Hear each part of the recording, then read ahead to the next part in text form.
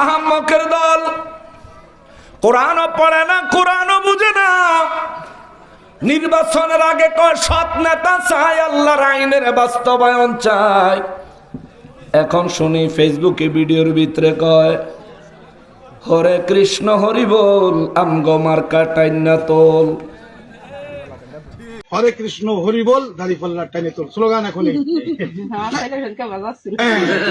তাহলে সাম্প্রদায়িকতা গেল, মাথা খারাপ তো সবার, ওই জন্যই না। আমি আর হ্যাগো মার্কা কইলাম না, আমি তো রাজনীতির বক্তব্য দিতাম না, হ্যাগো মার্কাটা কইলাম না। কালকে দেখলাম ভিডিওর মধ্যে এক নেতা হিন্দু মন্দিরে যায়, হিন্দুদের কাছে ভোট চাইতে যায়, হরে কৃষ্ণ হরি বল, আমগো মার্কা টাইনা তোল। আমার আজকে আইতে আইতে মনে হয়েছে আমি কইতাছি হরে কৃষ্ণ হরি বল কইয়া টাইনা তোলে হিন্দুরা লাশ টাইনা তুইলা লইয়া যায় সীতার দিকে, ঠিক না? এই জন্য আমি চিন্তা করলাম ফরের লাইন তো মিলাই দেওয়ার লাগে, এই জন্য আমি একটু সিস্টেম করে মিলাই দিছি। হেরা কইছে হরে কৃষ্ণ হরি বল, হেগো মার্কা টাইনা তোল। আমি কইলাম ফরের লাইন হলো বল হরি হরি বল, আমগো মার্কা সীতায় তোল। ঠিক কিনা বলেন? এ বেটা, ধর্ম বেচ্চা নেতা হওয়া লাগবে কেন? বেকুব। সাখারাতের বিছানাতে কি যে যন্ত্রণা, সাত সাগরের পানি দিলেও তৃষ্ণা মিটে না। ওরে কাউসারের মালিক নবী, কাউসারের মালিক নবী, মনে রাখিও ভালো যদি বাসতে হয় নবীকেই বাসো। আল্লাহুম্মা সাল্লি আলা মাওলানা মুহাম্মদ وعلى آل سيدنا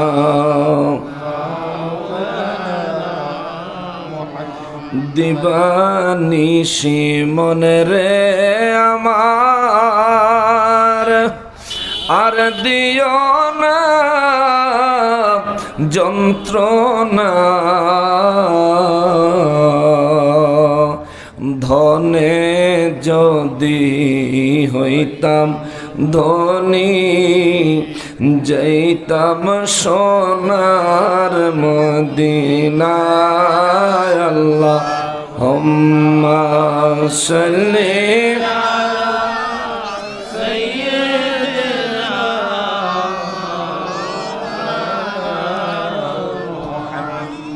ওয়া আলা আলি سيدنا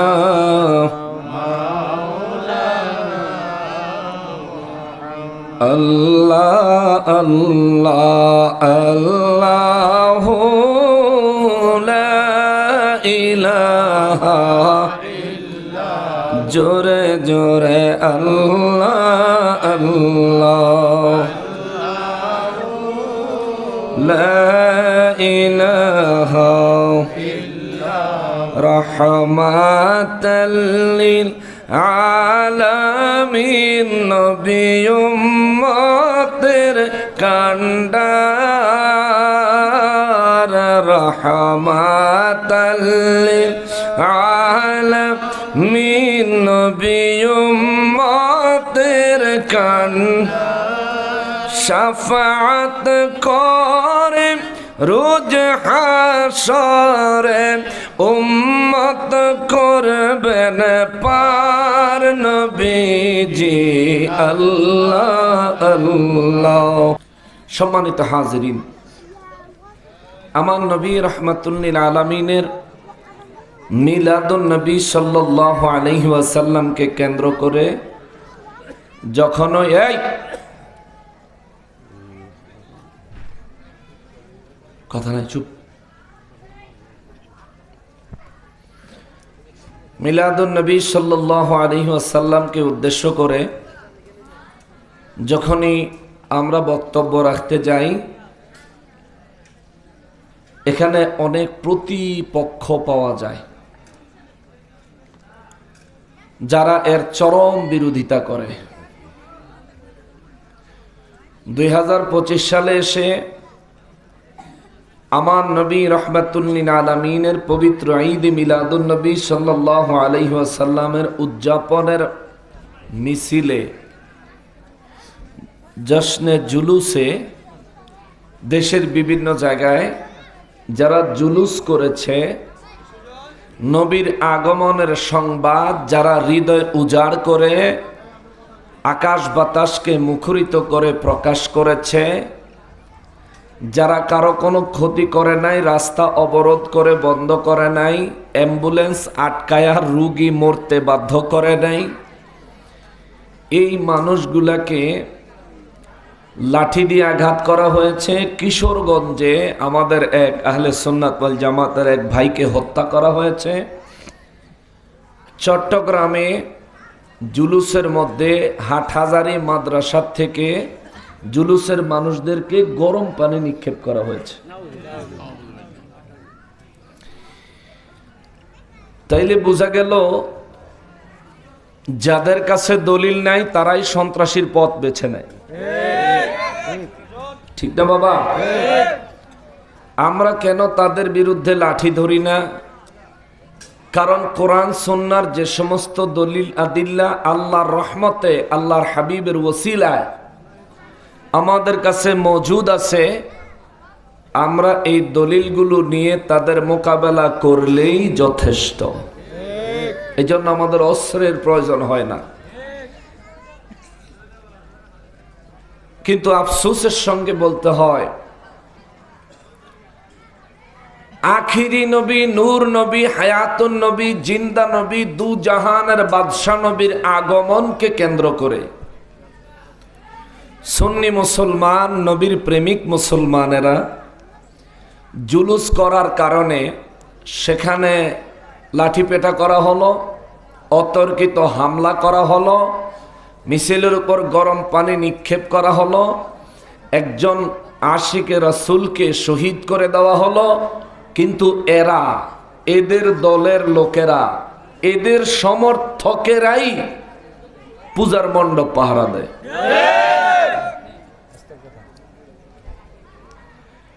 মিলাদুন নবীর জুলুসকে যারা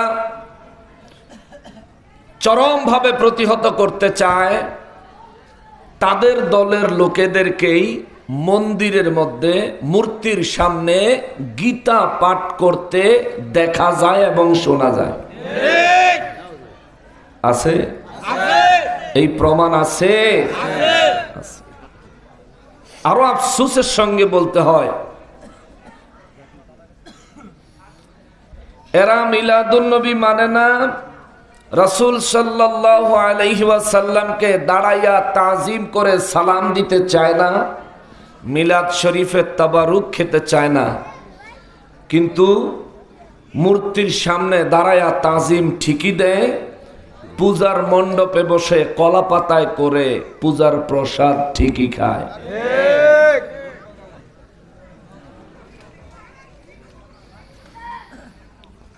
তারা মন্দিরের দারোয়ান হয়ে গেল, নামের আগে মোহাম্মদ, অথচ নামের আগে মোহাম্মদওয়ালা এই মানুষগুলো এদেশে 100-র বেশি মাজার শরীফ ভাঙা হলো। এই ব্যাপারে প্রতিবাদ তো দূরে থাক, একটু দুঃখ প্রকাশ পর্যন্ত করে নাই। ঠিক কিনা বলেন? তাহলে তাদের কর্ম থেকে আমরা কি রেজাল্ট নিব? এদের দ্বারা শিরকের আড্ডাখানা মন্দির রক্ষা পাবে, শিরক উৎখাতকারী, বেদিনকে দ্বীনের দাওয়াত দেনেওয়ালা আল্লাহর ওলিদের দরবারের কোনো নিরাপত্তা এরা দিবে না। ঠিক কিনা বলেন? আফসোস।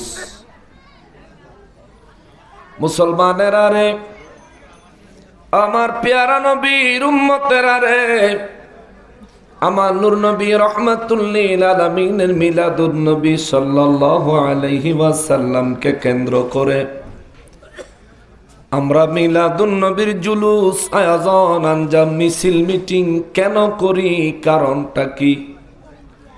কারণ হলো আমার আল্লাহ খুদ নিজে রূহের জগতে আল্লাহ খুদ নিজে একটা মাহফিলের আয়োজন করলেন। ওই মাহফিলে শ্রোতা বানালেন শুধুমাত্র নবীদেরকে। ওই মাহফিলের সভাপতি বানালেন আমার নূর নবী রাহমাতুল লিল আলামিনকে। জোরে বলেন সুবহানাল্লাহ। মাহফিলে শ্রোতা আছে, সভাপতি আছে, বক্তা লাগতো না। কথা কর না, বক্তা লাগবো না। খোদ রব্বুল আলামিন নিজেই বক্তা হয়ে গেলেন। আল্লাহু আকবার। খোদ রব্বুল আলামিন নিজেই বক্তা হয়ে গেলেন। শ্রোতা আছে, সভাপতি আছে, বক্তাও আছে। বক্তব্যের বিষয় লাগবে না? লাগতো না? বক্তব্যের বিষয় ছাড়া কিসের উপর বক্তব্য দিবে? এ বাবা, যারা নির্বাচনের মজলিস করে তাদের বক্তব্যের বিষয় হলো নির্বাচন। যে যেই মার্কার জনসভা করে তার বক্তব্যের বিষয় হলো তার মার্কার নির্বাচনী প্রচারণা। মহান রব্বুল আলামিন রূহের জগতে একটা মাহফিলের আয়োজন করলেন, শ্রোতা রাখলেন, সভাপতি রাখলেন। আল্লাহ নিজে বক্তা হলেন, বক্তব্যের বিষয় নির্ধারণ করেছিলেন আমার নবীর মিলাদুন নবী। জোরে বলেন সুবহানাল্লাহ। আমার নবীর মিলাদুন নবীর ওয়াজ সর্বপ্রথম করেছেন কে? আরো জোরে বলেন না কে? আমার নবীর মিলাদুন নবীর ওয়াজ সর্বপ্রথম শুনেছিল সমস্ত নবী রাসূলেরা। কোরআনুল কারীমে সূরা আলে ইমরানের ৮১ নম্বর আয়াতে বর্ণনা করলেন কে? সুবহানাল্লাহ। নবীর মিলাদুন নবীর মাহফিল আমরা করলে আমাদের কি বিদআতি বলে? বলে না? কেন বলে? সাহাবা কেরাম নবীর যুগে এইভাবে মিলাদুন নবী হয় নাই, এই জন্য তারা আমাদেরকে বলে বিদআতি। নবীর যুগে এইভাবে ছিল না, সাহাবীদের যুগে এইভাবে ছিল না। এই কারণে যদি এটা বিদআত হয়, আমি ওই ব্যক্তির কাছে জানতে চাই, এই বাচ্চারা, এই উড়ো, এই আস্তে আস্তে, এই মাঝখানেটার আপনার কাছে নিয়ে যান, আপনার কাছে আইও, এই নীলটার আপনার কাছে আয় আয় আয় আয় আয় আয়। না থাক, এটা থাক, এনো থাক, এনো থাক, থাক থাক, ওইছে ওইছে ওইছে ওইছে ওইছে ওইছে। এটি বাইরে গিয়েও কথা কইব, এইবার ঠিক আছে। এবার যখনই কথা কইব কান্ডার দৌড়াটা কুচুত করে একটা টান দিয়ে দিবে। কত যে কথা কইতে পারে। বাউ সুন্দর করে বাউ, তবরও কাছে নিমা ফেল আছে বলে বেটা কথা যে কও, কথা নাই। একটু গুরুত্ব দিয়ে শুনবেন, আমি গঠনমূলক আলোচনা করার চেষ্টা করব। রব্বুল ইজ্জাত কালামে হাকিমের মধ্যে সূরা আলে ইমরানে আমার নবীজির মিলাদুন নবীর মাহফিলের বর্ণনা দিলেন। আল্লাহ বলেন, বিসমিল্লাহির রহমানির রহিম। وَإِذْ أَخَذَ اللَّهُ مِيثَاقَ النَّبِيِّينَ لَمَا آتَيْتُكُم مِّن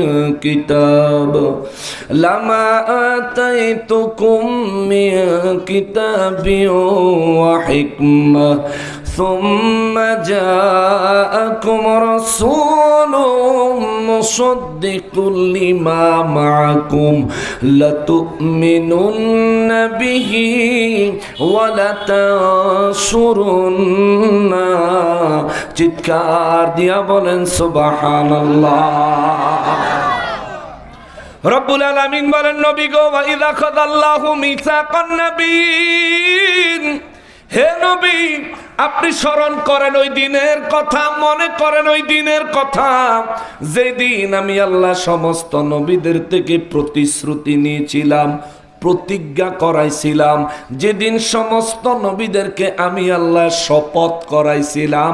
চিৎকার দিয়া বলেন সুবহানাল্লাহ। এই যে শপথ করানোর দিনের কথা আল্লাহ বলতেছেন, এই ঘটনাটা দুনিয়ায় নয়, এটা রূহের জগতে, এটা রূহের জগতের ঘটনা। কিন্তু আমার আল্লাহ কোরআনুল কারিমে বর্ণনা দেওয়ার সময় আল্লাহর কুদরতের ভাষার হিকমত প্রকাশ করলেন। আল্লাহ সরাসরি বললেন না, ওই মজলিসে আমার নবী ছিলেন। দুনিয়াবাসীরা শোনো, আমার হাবিব ওই মজলিসে ছিলেন। আমার আল্লাহ ডাইরেক্ট এমন কোনো কথা বললেন না, আল্লাহ ইশারাতান দলিল দিলেন। আল্লাহ নবীজিকে বললেন, নবী গো স্মরণ করেন ওই দিনের কথা যেই দিন আমি সমস্ত নবীদের কাছ থেকে শপথ গ্রহণ করেছিলাম। যেহেতু আমার নবীকে স্মরণ করতে আল্লাহ বলতেছেন, আল্লাহ এই স্মরণ করার কথা দিয়া বিশ্ববাসীরে ইশারা দিলেন। ওই মজলিসে আমার হাবিবুল্লাহ উপস্থিত ছিলেন। সুবহানাল্লাহ। আজকের মাহফিলের সভাপতি সাহেব আছেন, আসেনিও, কিন্তু বিডিআর সাহেব আসতে পারে নাই। বিডিআর সাহেব আইসেনি, অসুস্থ। এখন এই সভাপতি সাহেবরে যদি কালকা কেউ বলে গত রাইতে নকশবন্দি হুজুর কি বলছে মনে আসেনি, সভাপতি সাহেব বলবেন পুরো বক্তব্যই তো শুনছি, কোনটার কথা বলতেছ বলো। কিন্তু বিডিআর সাহেবের কালকা কেউ হাসপাতালে যায় যদি কয় কালকা নকশবন্দি হুজুর কি ওয়াজ করছে আপনার মনে আসেনি, বিডিআর সাহেব কি কইব, এবার আমি কি আসছিলাম না, আমার মন থাকবে। আমার রব্বুল ইজ্জাত তেমনি ভাবে আল্লাহ বললেন, ওয়াইদা আখাযাল্লাহু মিসাকান নাবিয়্যিন। আল্লাহু আকবার। রব্বুল ইজ্জাত বললেন, নবী গো স্মরণ করেন ওই দিনের কথা যেই দিন আমি আল্লাহ সমস্ত নবী রাসূলদের থেকে শপথ নিয়েছিলাম, অঙ্গীকার করাইছিলাম, সমস্ত নবী রাসূলদেরকে আমি আল্লাহ প্রতিজ্ঞাবদ্ধ করাইছিলাম। ও নবী ওই দিনের কথা স্মরণ করেন। ওই দিন বক্তব্য দিছি আমি, বক্তব্য শুনছে সমস্ত নবীরা। ওই দিন শপথ গ্রহণ করাইছি আমি, শপথ গ্রহণ করেছে সমস্ত নবীরা। শপথ করলো কিসের উপরে? আমি আল্লাহ শপথ করার আগে তাদেরকে প্রস্তাব দিলাম, এ নবীরা গো, এ নবীরা, মিসাকান নাবিয়িনা লামা আতাইতুকুম মিন কিতাবিন ওয়া হিকমা। আমি আল্লাহ আপনাদেরকে আসমানি কিতাব দিব, আমি আল্লাহ আপনাদেরকে আমি আল্লাহর কুদরতের হিকমত দান করব। আমি আপনাদেরকে কিতাব দিব, আমি আপনাদেরকে আমার কুদরত থেকে হিকমত দিব। এরপরে আল্লাহ কয় লামা আতাইতুকুম মিন কিতাবি ওয়া হিকমা। সর্বপ্রথম নবীগণে কি দিব আল্লাহ বলে দিলেন, আমি আসমানি কিতাব দিব, আমি আল্লাহ আপনাদেরকে হিকমত দিব। কিন্তু এগুলো দেওয়ার কারণ আপনাদেরকে নবী হিসেবে সৃষ্টি করার কারণ, আপনাদেরকে নবুয়ত মোবারক রূহের জগতে সৃষ্টি সূত্রেই নবী বানানোর কারণ হলো সুম্মা জাআকুম রাসূলুন, অতঃপর আপনাদের মাঝে আমারই রাসূল, আমারই রাসূল, আমারই রাসূল যখন আগমন করবে, সুম্মা জাআকুম রাসূলুম মুসাদ্দিকুল লিমা মাআকুম, আমারে রসুল দুনিয়ায় আসার পরে তিনি বলবে আপনাদেরকে আমি আল্লাহ যে কিতাব দিছি, আপনাদেরকে আমি আল্লাহ যে হিকমত দিছি, এটা সত্য আমি আল্লাহ দিছি, আপনাদেরকে নবী আমি আল্লাহ বানাইছি। এই কথার একমাত্র চাক্ষুষ সাক্ষীদাতা হবেন আমার হাবিব রাহমাতুল লিল আলামিন। চিৎকার দিয়া বলেন সুবহানাল্লাহ। تكبير الله أكبر رسالة أهل السنة والجماعة নবীর মিলাদুন নবীর মাহফিল রূহের জগতে চালাইতেছেন কে? নবীর মিলাদুন নবীর বর্ণনা রূহের জগতে বক্তব্য হিসাবে পেশ করছেন কে? আল্লাহ কয় নবীরা গো শপথ করেন, ওয়াদা দেন, এ নবীরা শপথ করেন, আমি আল্লাহ আপনাদেরকে দুনিয়ায় পাঠাবো, আমি আসমানি কিতাব দিব, হিকমত দিব, দুই জিনিস, আসমানি কিতাব হিকমত এবং আপনাদের নবুয়ত আমি আল্লাহ যে দিছি, এই কথার সাক্ষী হিসেবে আমি আমার হাবিবুল্লাহকে দুনিয়ায় পাঠাবো। তবে আল্লাহ বলে নাই আমি নাজিল করব, আল্লাহ বললেন সুম্মা অতঃপর সুম্মা জাআকুম রাসূলুন, আল্লাহ বললেন অতঃপর আপনাদের মাঝে আগমন করবেন। সুবহানাল্লাহ। জাআকুম, অতঃপর আপনাদের মাঝে আগমন করবেন। ইচ্ছা করলে আল্লাহ বলতে পারতেন আমি পাঠাবো, আল্লাহ বলেন, আল্লাহ বললেন আগমন করবেন। এই শব্দ কেন ব্যবহার করলেন? ব্যবহার করার কারণ হলো আল্লাহ বুঝাইয়া দিল নবীরা গো, আমি আল্লাহ শুধুমাত্র আমার ইচ্ছায় আমার হাবিবুল্লাহকে দুনিয়ায় পাঠাইয়া দিব তা না, আমার হাবিবুল্লাহ যখন দুনিয়ায় তশরিফ নিতে চায় আমি আল্লাহ আমার হাবিবকে তখনই দুনিয়ায় পাঠাবো। এই জন্য আমি আল্লাহ নাজিলের কথা না বলে যা বললাম, অর্থাৎ আমার হাবিব আমার রাসূল আপনাদের মাঝে আগমন করবে আমি আল্লাহর ইচ্ছায়। চিৎকার দিয়া বলেন সুবহানাল্লাহ। এই জায়গায় বুঝার ব্যাপার আছে, সর্বপ্রথম আমার নবী আগমন করবেন। জাআকুম কে বললেন? কোরআন শরীফ আসেনি? নবী আগমন করবেন। নবীর আগমন কোরআনের ভাষায় জাআকুম, হাদিসের ভাষায় হলো মিলাদুন নবী। সুবহানাল্লাহ। কোরআনের ভাষায় জাআকুম রাসূলুন, তোমাদের মাঝে আমার এই রাসূল আগমন করবে। কোরআন যাকে বলে যা, হাদিসের ভাষায় তাকে বলে মিলাদ।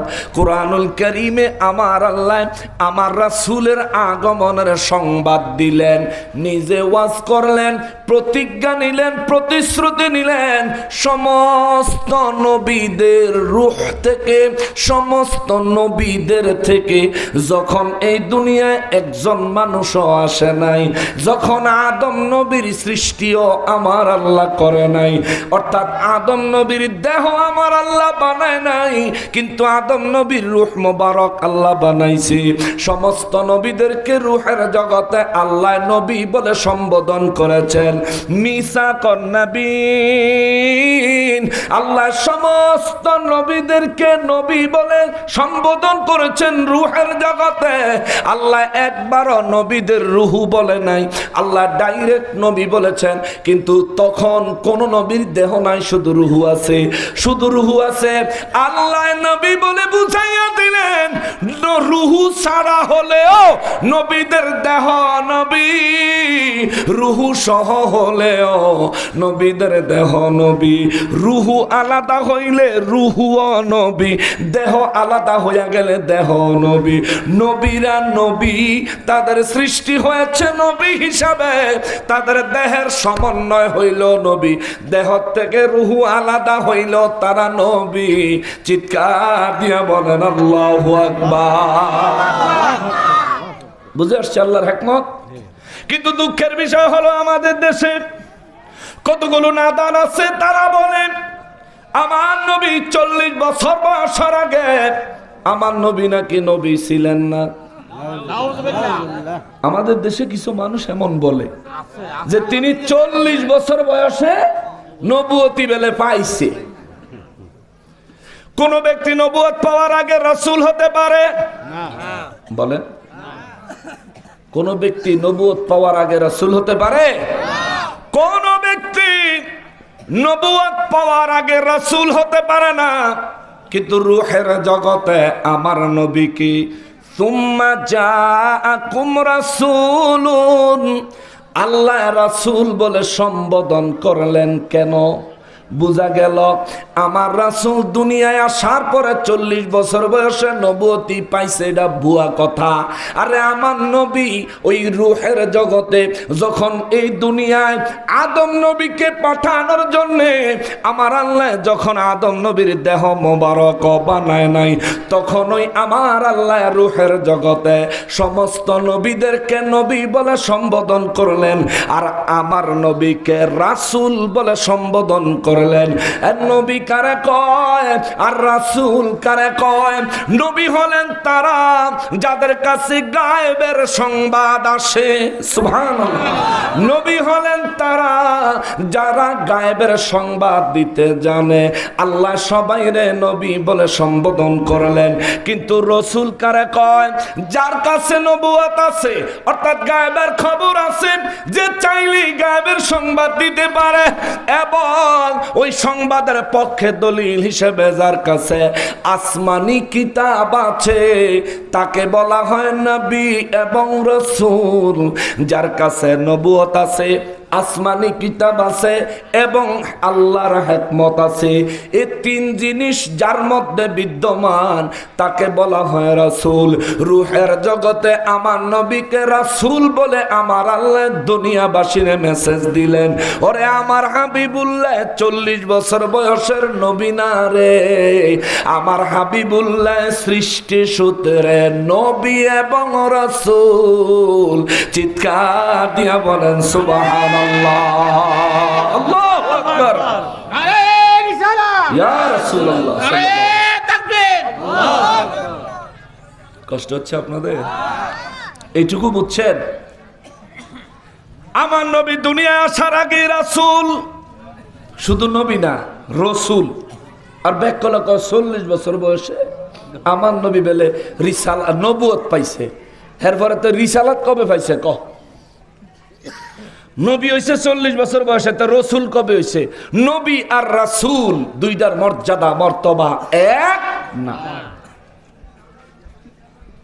আহাম্মকের দল কোরআনও পড়ে না, কোরআনও বুঝে না। নির্বাচনের আগে কয় সৎ নেতা চাই, আল্লাহর আইনের বাস্তবায়ন চাই। এখন শুনি ফেসবুকে ভিডিওর ভিতরে কয় হরে কৃষ্ণ হরি বল, আমগো মার্কা টাইনা তোল। না আমি আর হ্যাগো মার্কা কইলাম না, আমি তো রাজনীতির বক্তব্য দিতাম না। হ্যাগো মার্কাটা কইলাম না। কালকে দেখলাম ভিডিওর মধ্যে এক নেতা হিন্দু মন্দিরে যায়, হিন্দুদের কাছে ভোট চাইতে যায়, হরে কৃষ্ণ হরি বল, আমগো মার্কা টাইনা তোল। আমার আজকে আইতে আইতে মনে হয়েছে আমি কইতাছি হরে কৃষ্ণ হরি বল কইয়া টাইনা তোলে হিন্দুরা লাশ টাইনা তুইলা লইয়া যায় সীতার দিকে। ঠিক না? এই জন্য আমি চিন্তা করলাম ফরের লাইন তো মিলাই দেওয়ার লাগে, এই জন্য আমি একটু সিস্টেম করে মিলাই দিছি। হেরা কইছে হরে কৃষ্ণ হরি বল, হেগো মার্কা টাইনা তোল। আমি কইলাম ফরের লাইন হলো বল হরি হরি বল, আমগো মার্কা সীতায় তোল। ঠিক কিনা বলেন? এবারটা ধর্ম বেচ্চা নেতা হওয়া লাগবে কেন? বেকুব জিগাই শোনো কিরবা কে খাইব? আমি খাবো, আমিও খাইতাম না, কেউই খাইতো না। আমি ওয়াজ করে যদি চা না খাই তাহলে কেডা খাইব? জিগাও।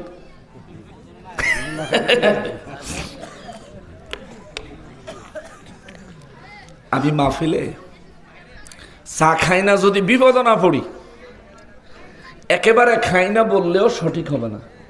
যদি বিপদও না পড়ি, আমার সাথে ফ্লাক্স আছে, ফ্লাক্সের ভিতরে গরম পানি আছে, যতক্ষণ গরম পানি দিয়ে ব্যাকআপ দেওয়া যায়, এরপরে যদি না পারি তাইলে রংচা মাঝে মধ্যে ধরেন না এক সিজনে এই 4-5 মাসের মাহফিলের ভিতরে 2-1টা মাহফিলে হয়তো 1 চুমুক 2 চুমুক চা খাই। আনলে আমি চা খাই না এই কারণে, চা পান আর সিগারেট খুব ডেঞ্জারাস জিনিস। একজনে খাইতে দেখলে আরেকজনে খাইতে মনে করে, ঠিক না? আর মুরব্বী যারা আছে, কিছু মুরব্বী আছে চায়ের নেশা, পানের নেশা, আছে না? একজনে পান খাইতে দেখলে দেখবেন দাওয়াত দিয়া জীবনেও গরনি একবেলা ভাত খাওয়াইতে পারবেন না, কিন্তু রাস্তায় আপনি পানের খিলুটা খুলছেন, কবে আমার হাত গান দেন। আছে না আমার মানুষ? হ্যাঁ, চায়া খাইব। তো এই জন্য আমি চা চো খাওয়া মোটামুটি বন্ধ করে দিছি। বাবা আমারে যে বিষয় দিছেন এটা হলো খুব সেনসিটিভ বিষয়, মনোযোগ থাকলে বুঝবো, ইমানদার হিসাবে এটা পালন করা ফরজ। আর যদি মনোযোগ না থাকে তাহলে কালকে কইবে বলে হও হুজুরে কিতা যে কইলো, আমগো হেরা যে কয় বেদাত এইটাই ঠিক, কারণ সে তো বুঝে নাই। বুঝতে গেলে মনোযোগ লাগবে, মনোযোগ দিতে গেলে আমাদেরকে একটু নীরব পরিবেশ দিতে হইব।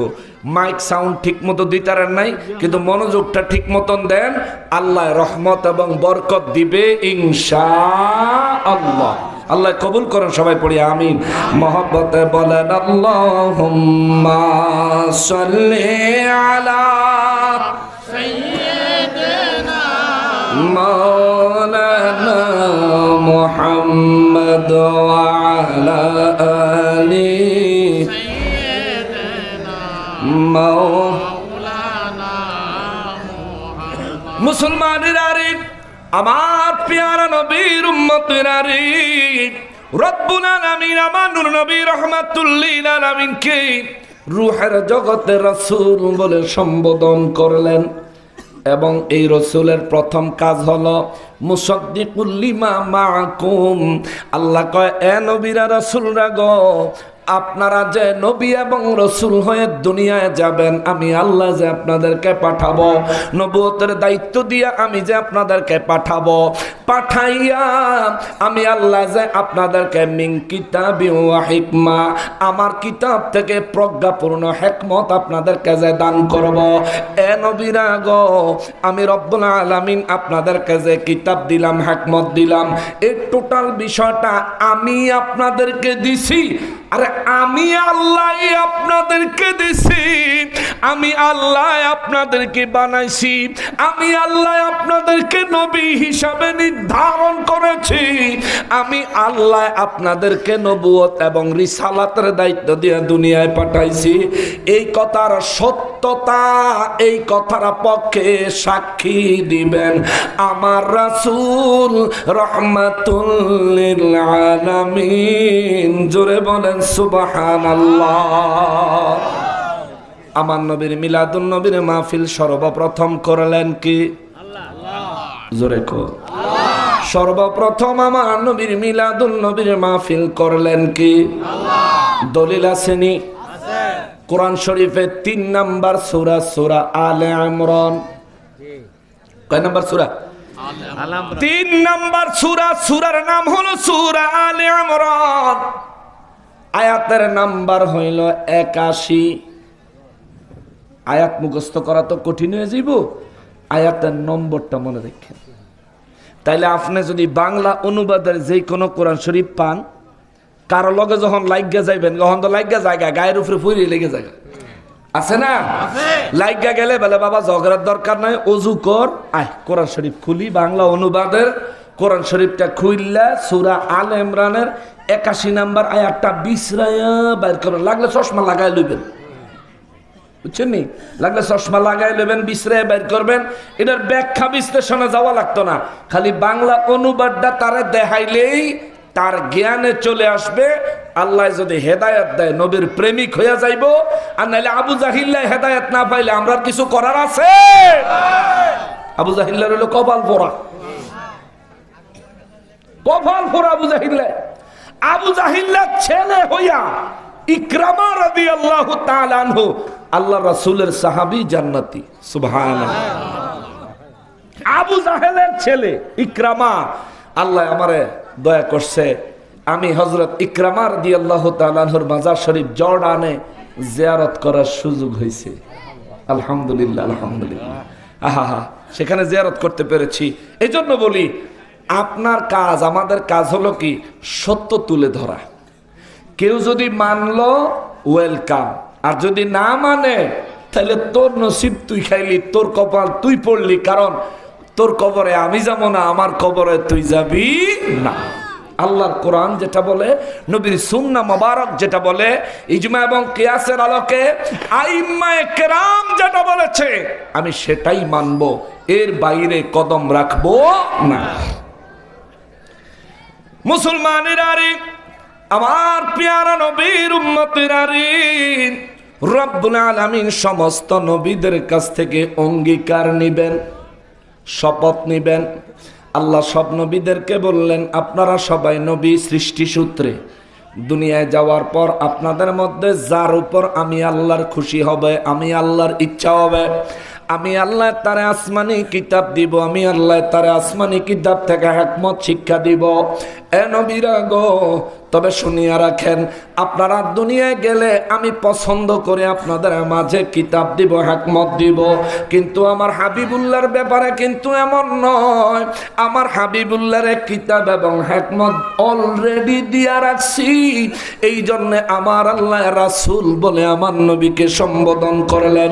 সুম্মা জাআকুম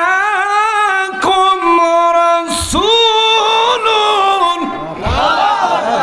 আল্লাহ বলেন অতঃপর আপনাদের মাঝে আমার রাসূল আগমন করবেন। এসেই আমার নবীজির প্রথম কাজ হলো মুসাদ্দিকুল লিমা মাআকুম, আপনাদের সাথে নবুয়ত এবং আসমানি কিতাবের জন্য, আসমানি কিতাব এবং হিকমত আপনাদের জন্য যা আমি আল্লাহ নির্ধারণ করেছি। আমার হাবিবুল্লাহর প্রথম কাজ হবে, আপনারা সবাই সত্য নবী ছিলেন, আপনাদের উপরে আসমানি কিতাব সত্যি নাজিল হয়েছিল, আপনাদের উপর আসমানি কিতাব আমি আল্লাহ নাজিল করেছি। আমার হাবিবুল্লাহ এই কথার সাক্ষী দিবেন। সুবহানাল্লাহ, আমার রাসূল এই কথার সাক্ষী দিবেন। এবার আল্লাহ কয়, আপনারা আমার শপথ করেন, আপনারা আমি আল্লাহর কাছে প্রতিশ্রুতি দেন। কি প্রতিশ্রুতি? আল্লাহ কয় মুসাদ্দিকুল লিমা মাআকুম লা তুমিনুন্না বিহি, আপনারা নবীদের কোন নবীর জীবদ্দশায় যদি আমার এই হাবিবুল্লাহর দুনিয়ায় আগমন হয়, আপনারা আমারে প্রথমে ওয়াদা দেন, আপনারা আমার হাবিবুল্লাহর উপর ঈমান আনবেন, নবুয়তি ছেড়ে উম্মত হইবেন। ওয়ালা তাসুরুন্না, আমার হাবিব যেভাবে দিক নির্দেশনা দিবে ঠিক সেইভাবে আমার নবীর সাহায্যকারী হইবেন। আমি আল্লাহকে এই ওয়াদা দেন। চিৎকার দিয়া বলেন সুবহানাল্লাহ। এই আয়াত দিয়া সমস্ত নবীদেরকে আমার আল্লাহ দুইটা নির্দেশ দিলেন। কয়টা নির্দেশ দিছে? এক হলো আমার হাবিব আপনাদের জীবদ্দশায় এসে গেলে ঈমান আনবেন। দ্বিতীয়, আমার হাবিব আপনাদের জীবদ্দশায় এসে গেলে আমার হাবিবুল্লাহ সাহায্যকারী হবেন। একটু বুঝেন, এই দুই কথা সব নবীদেরকে আমার আল্লাহ কেন বললেন? বইলা আল্লাহ সব নবীদেরকে ইনডাইরেক্টলি মেসেজ দিলেন, আপনারা দুনিয়ায় যাওয়ার পর ইন্তেকাল পর্যন্ত আমার হাবিবুল্লাহর আগমনের মিলাদুন নবীর অপেক্ষা করবেন। সুবহানাল্লাহ, আল্লাহ মেসেজ দিল আপনারা অপেক্ষা করবেন, মওত পর্যন্ত অপেক্ষা করবেন। আমার সৃষ্টির কোন জায়গা থেকে যদি এলান আসে আমার হাবিবুল্লাহ এসে গেছে, সঙ্গে সঙ্গে নবুয়তি শেষ, আমার হাবিবুল্লাহর উপর ঈমান আনবেন আর আমার হাবিবুল্লাহর খাদেম হয়ে যাবেন। আমার হাবিবুল্লাহর হুকুম মোতাবেক আপনারা অবশিষ্ট হায়াতে জিন্দেগি কাটাইবেন। চিৎকার দিয়া বলেন আল্লাহু আকবার। রূহের জগৎ থেকে নবীদেরকে আমার আল্লাহ নির্দেশ দিয়া দিলেন আমার নবীর মিলাদুন নবীর অপেক্ষা করতে। সুবহানাল্লাহ, জোরে কন্যা সুবহানাল্লাহ। ওই নবী আমার ওই মায়ার নবী রহমাতুল লিল আলামিন আগমন করলেন। আদম নবী দোয়া করছে, আল্লাহ তুমি আমার নসলে মুহাম্মদ মুস্তাফা সাল্লাল্লাহু আলাইহি ওয়াসাল্লামকে পাঠায়ো। ইব্রাহিম নবী দোয়া করেছেন, মুসা নবী দোয়া করেছেন, ঈসা রূহুল্লাহ আলাইহিস সালাম দোয়া করেছেন, ও আল্লাহ আমাদেরকে ওই নবীর উম্মত হিসেবে কবুল করো। ও আল্লাহ আমাদের নসলে ওই নবী রহমাতুল লিল আলামিনকে পাঠাইও।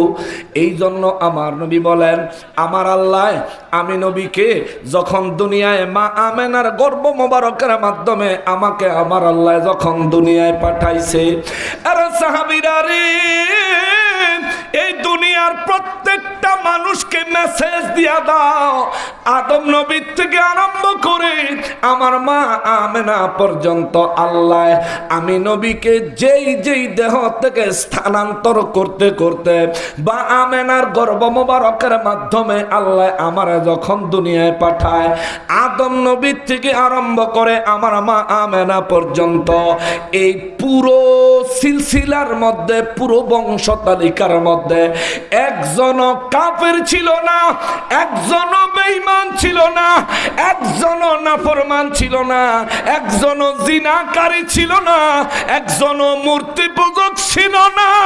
চিৎকার দিয়া বলেন আল্লাহু আকবার। আমার নবী বলেছেন, আদম নবীর থেকে আরম্ভ করে আমার আম্মা আব্বা পর্যন্ত একজনও কোনোদিন মূর্তির পূজা করে নাই। কিন্তু আমাদের দেশে আমার নবীর উপর জুলুমের কথা বলতে যায় জালিমের দল এত বাড়া বেড়েছে। এই জালিমের দল বলে আমার নবীর আব্বা আম্মা নাকি জাহান্নামী হবে।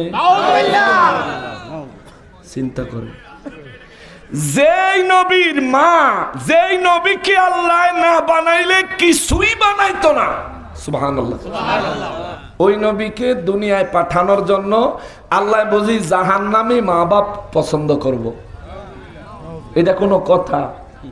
নবীর জন্য মা বাপের নির্ধারণ করছে কে? কথা বলেন না কেন? কে?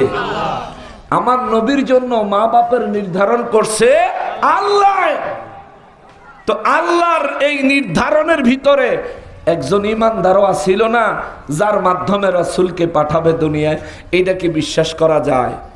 এই ধরনের কথা যারা বলে জ্ঞানী না আহাম্মক, জ্ঞানী না আহাম্মক, এই আহাম্মকেরা এই দেশে বড় মুফতি, এই আহাম্মকেরাই ফেসবুকে ছবি দেয় মসজিদে আকসা ভাঙ্গা ফেলাইছে, ঠিক কিনা? এই আহাম্মকেরা ফেসবুকে ছবি দিছে মসজিদে আকসা বলে ভাঙ্গা লাইছে। আমরা তখন মসজিদে আকসায় যখন ভিডিও দিয়া হ্যাগো পরিকল্পনা ভাঙ্গা দিলাম, হ্যাগো পরিকল্পনা ছিল মসজিদে আকসা ভাঙ্গা দিছে, ভাঙ্গা গেছে, এটা আপনাদেরকে দেখাইয়া সারা বাংলাদেশ থেকে টাকা কালেকশন করব, হেরা মসজিদে আকসা ঠিক করতে যাইব। আচ্ছা বলেন তো বাবা, আপনার এই বাঞ্ছারামপুরে, এই বাঞ্ছারামপুরে যদি মসজিদে আকসা ভেঙে ফেলেছে, সংস্কারের জন্য কেউ সাহায্যের জন্য আসে, আপনি কি কিছু টাকা পয়সা দিতেন না? তৌফিক অনুযায়ী দিবেন। কেন? আর এটা মুসলমানের এক সময়ের কাবা। আমার রাসূল 17 মাস ওই কাবার দিকে ফিরে নামাজ আদায় করেছেন। মেরাজের রাতে আমার রাসূল সেখানে ইমামতি করেছেন।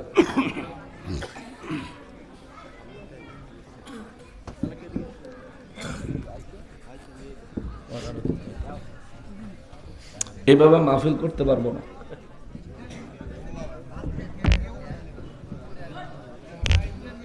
এটা কি মাহফিল করার কোনো পরিবেশ ছিল?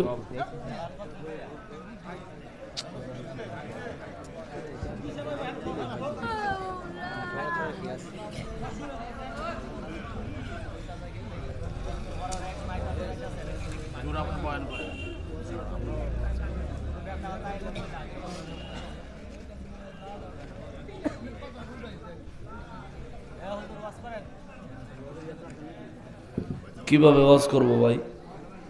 ওয়াজ কি ক্যাসেট টিপ দিয়ে দিলাম আর চলতে আছে? আরে ভাই, আলোচনা করার জন্য তো খেয়াল লাগে, কনসেন্ট্রেশন লাগে। কথা বলার জন্য কোরআন হাদিস আইতুই বলতো। দেখুন আপনারা যদি এরকম করেন কেমনে কথা বলেন? পরিবেশ দিতে হবে তো আমাকে। আপনারা তো ঠিকই আছেন, আপনারা যেমনি আছেন, আমি 4 ঘন্টা ওয়াজ করলেও ক্লান্ত হইতাম না।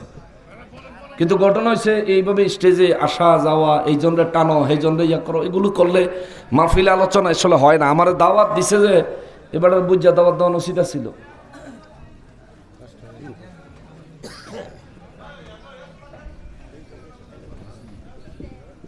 আমি আসার আগে আপনাদের এলাকায় যদি কোনো বিরোধী পক্ষ থেকে থাকে, তারা অনেক প্রভাকাণ্ডা ছড়াইছে, অনেক প্রভাকাণ্ডা ছড়াইছে। কিন্তু আসার পরে আমি কি বললাম তার উপর তারা শুনবে। আপনারাও তাদেরকে জবাব দিতে পারবেন যদি তাদেরকে জবাব দেওয়ার মতো পারফরমেন্স আল্লাহ আমার দিয়া করায়, ঠিক কিনা বলে। কিন্তু আমার পারফরমেন্স করতে দিতে হবে, আর যেন ডিস্টার্ব না হয়। আর যদি ডিস্টার্ব হয় সোজা মিলাদ করে দিয়ে নেমে যাবো। মহব্বতে বলেন আল্লাহুম্মা সাল্লি আলা মাওলানা মুহাম্মদ ওয়া আলা আলি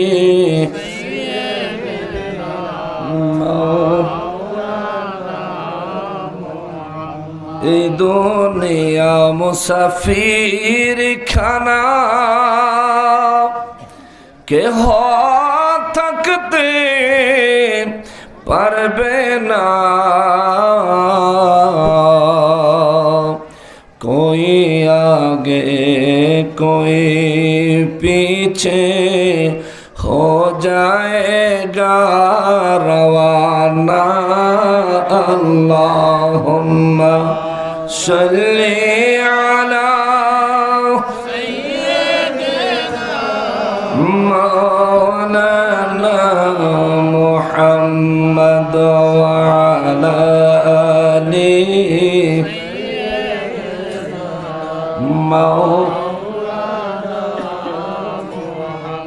বাবাজিরা রে, আমার প্যারা নবীর উম্মতেরা রে, মহান রব্বুল আলামিন কালামে হাকিমের মধ্যে আমার নবীর আগমনকে কেন্দ্র করে রূহের জগতে নবীদেরকে নিয়া আমার আল্লাহ নিজে খোদ মিলাদুন নবী অনুষ্ঠানের মাহফিল করলেন। আমার নবীর আগমন হবে এই জন্য আল্লাহ রূহের জগতে মিলাদ মাহফিলের আয়োজন করেছেন। আল্লাহ নিজে বক্তা হয়েছেন, আমার নবীকে সভাপতি বানাইয়া নবীর মিলাদুন নবীকে বক্তব্যের বিষয় বানাইছেন। আমরাও রব্বুল ইজ্জাতের সন্তুষ্টি মোতাবেক, রব্বুল ইজ্জাতের সন্তুষ্টি এবং খুশি মোতাবেক রব্বুল আলামিনের সন্তুষ্টি হাসিল করার নিয়তে আমার নবীর আগমনের পরে আমাদেরকে আল্লাহ 1450 বছর পরে দুনিয়ায় পাঠাইছেন। তবুও আমরা ওই নবীর আগমনে আনন্দ প্রকাশ করি। আল্লাহ যেন আমাদের উপর খুশি হয়, জোরে বলেন আমিন। এই কারণেই তো নাকি মুসলমানেরা রে, আমার প্যারা নবীর উম্মতেরা রে, আমার নবী রাহমাতুল লিল আলামিন নবী বলেন, আমার মায়ের থেকে আরম্ভ করে আদম নবী পর্যন্ত যত জনের পিঠ থেকে পিঠে, পিঠ থেকে পিঠে, পিঠ থেকে পিঠে আমার আল্লাহ স্থানান্তর করেছেন। কেননা আদম নবী জান্নাত থেকে বের হয়ে যখন জমিনে আসে, আমি নবী আদম নবীর পেশানিতে, আরেক বর্ণনায় আসছে আমি নবী আদম নবীর মেরুদণ্ড মোবারকে। সুবহানাল্লাহ। এ মুসলমান, আমার নবী আরো বলেন, ইব্রাহিম নবীকে যখন আগুনে নিক্ষেপ করা হয় তখন আমি নবী ইব্রাহিম নবীর মেরুদণ্ডে। এই কারণে ইব্রাহিম নবীকে নমরুদ যখন আগুনে নিক্ষেপ করলো 40 দিন পর্যন্ত আগুনের ভিতরে রাখলো। জ্বলন্ত আগুন, ধাউ ধাউ করে আগুন জ্বলে, কিন্তু ইব্রাহিম নবীর একটা পশম জ্বলে না। কারণ কি জাননি? কারণ হইল আমি নবী তখন ইব্রাহিম নবীর মেরুদণ্ড মোবারকে। আমি নবী ইব্রাহিম নবীর মেরুদণ্ড মোবারকে। আমার নবী বলেন, মুসা নবী সূরা আল আরাফের 143 নম্বর আয়াতে কারিমা যদি পড়েন, এই আয়াতে কারিমার ব্যাখ্যা যদি আপনি পড়েন তাইলে দেখবেন সেখানে মুসা নবীর তুর পাহাড়ের ঘটনা আছে। আমার রব্বুল ইজ্জাত বলেন, মুসা আলাইহিস সালাম আমি আল্লাহর সাথে কথা বলতে তুর পাহাড়ে আসলো।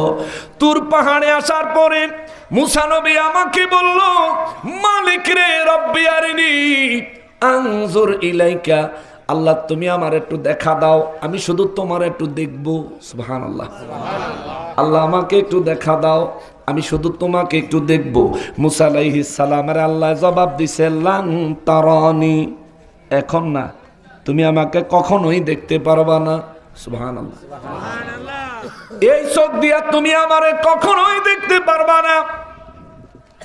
এরপরে আল্লাহ কয়, মুসা রে, নবী হই একটা ফরিয়াদ করেছো, তোমার ফরিয়াদ তো তোমারে ফিরাইয়া দিতে পারি না। এ মুসা, তুমি নবী, তোমার ফরিয়াদ যদি একেবারে ফিরাইয়া দেই, তাইলে এইটা তুমি নবুয়তের শানের সাথে যায় না, নবী হওয়ার মর্যাদার সাথে যায় না। নবীর সাথে আল্লাহর সম্পর্ক হলো এমন, নবীরা রবের কাছে যা চায় রব তাদেরকে তাই দিয়ে দেয়। আমি আল্লাহ তোমাদেরকে তাই দিয়ে দেয়।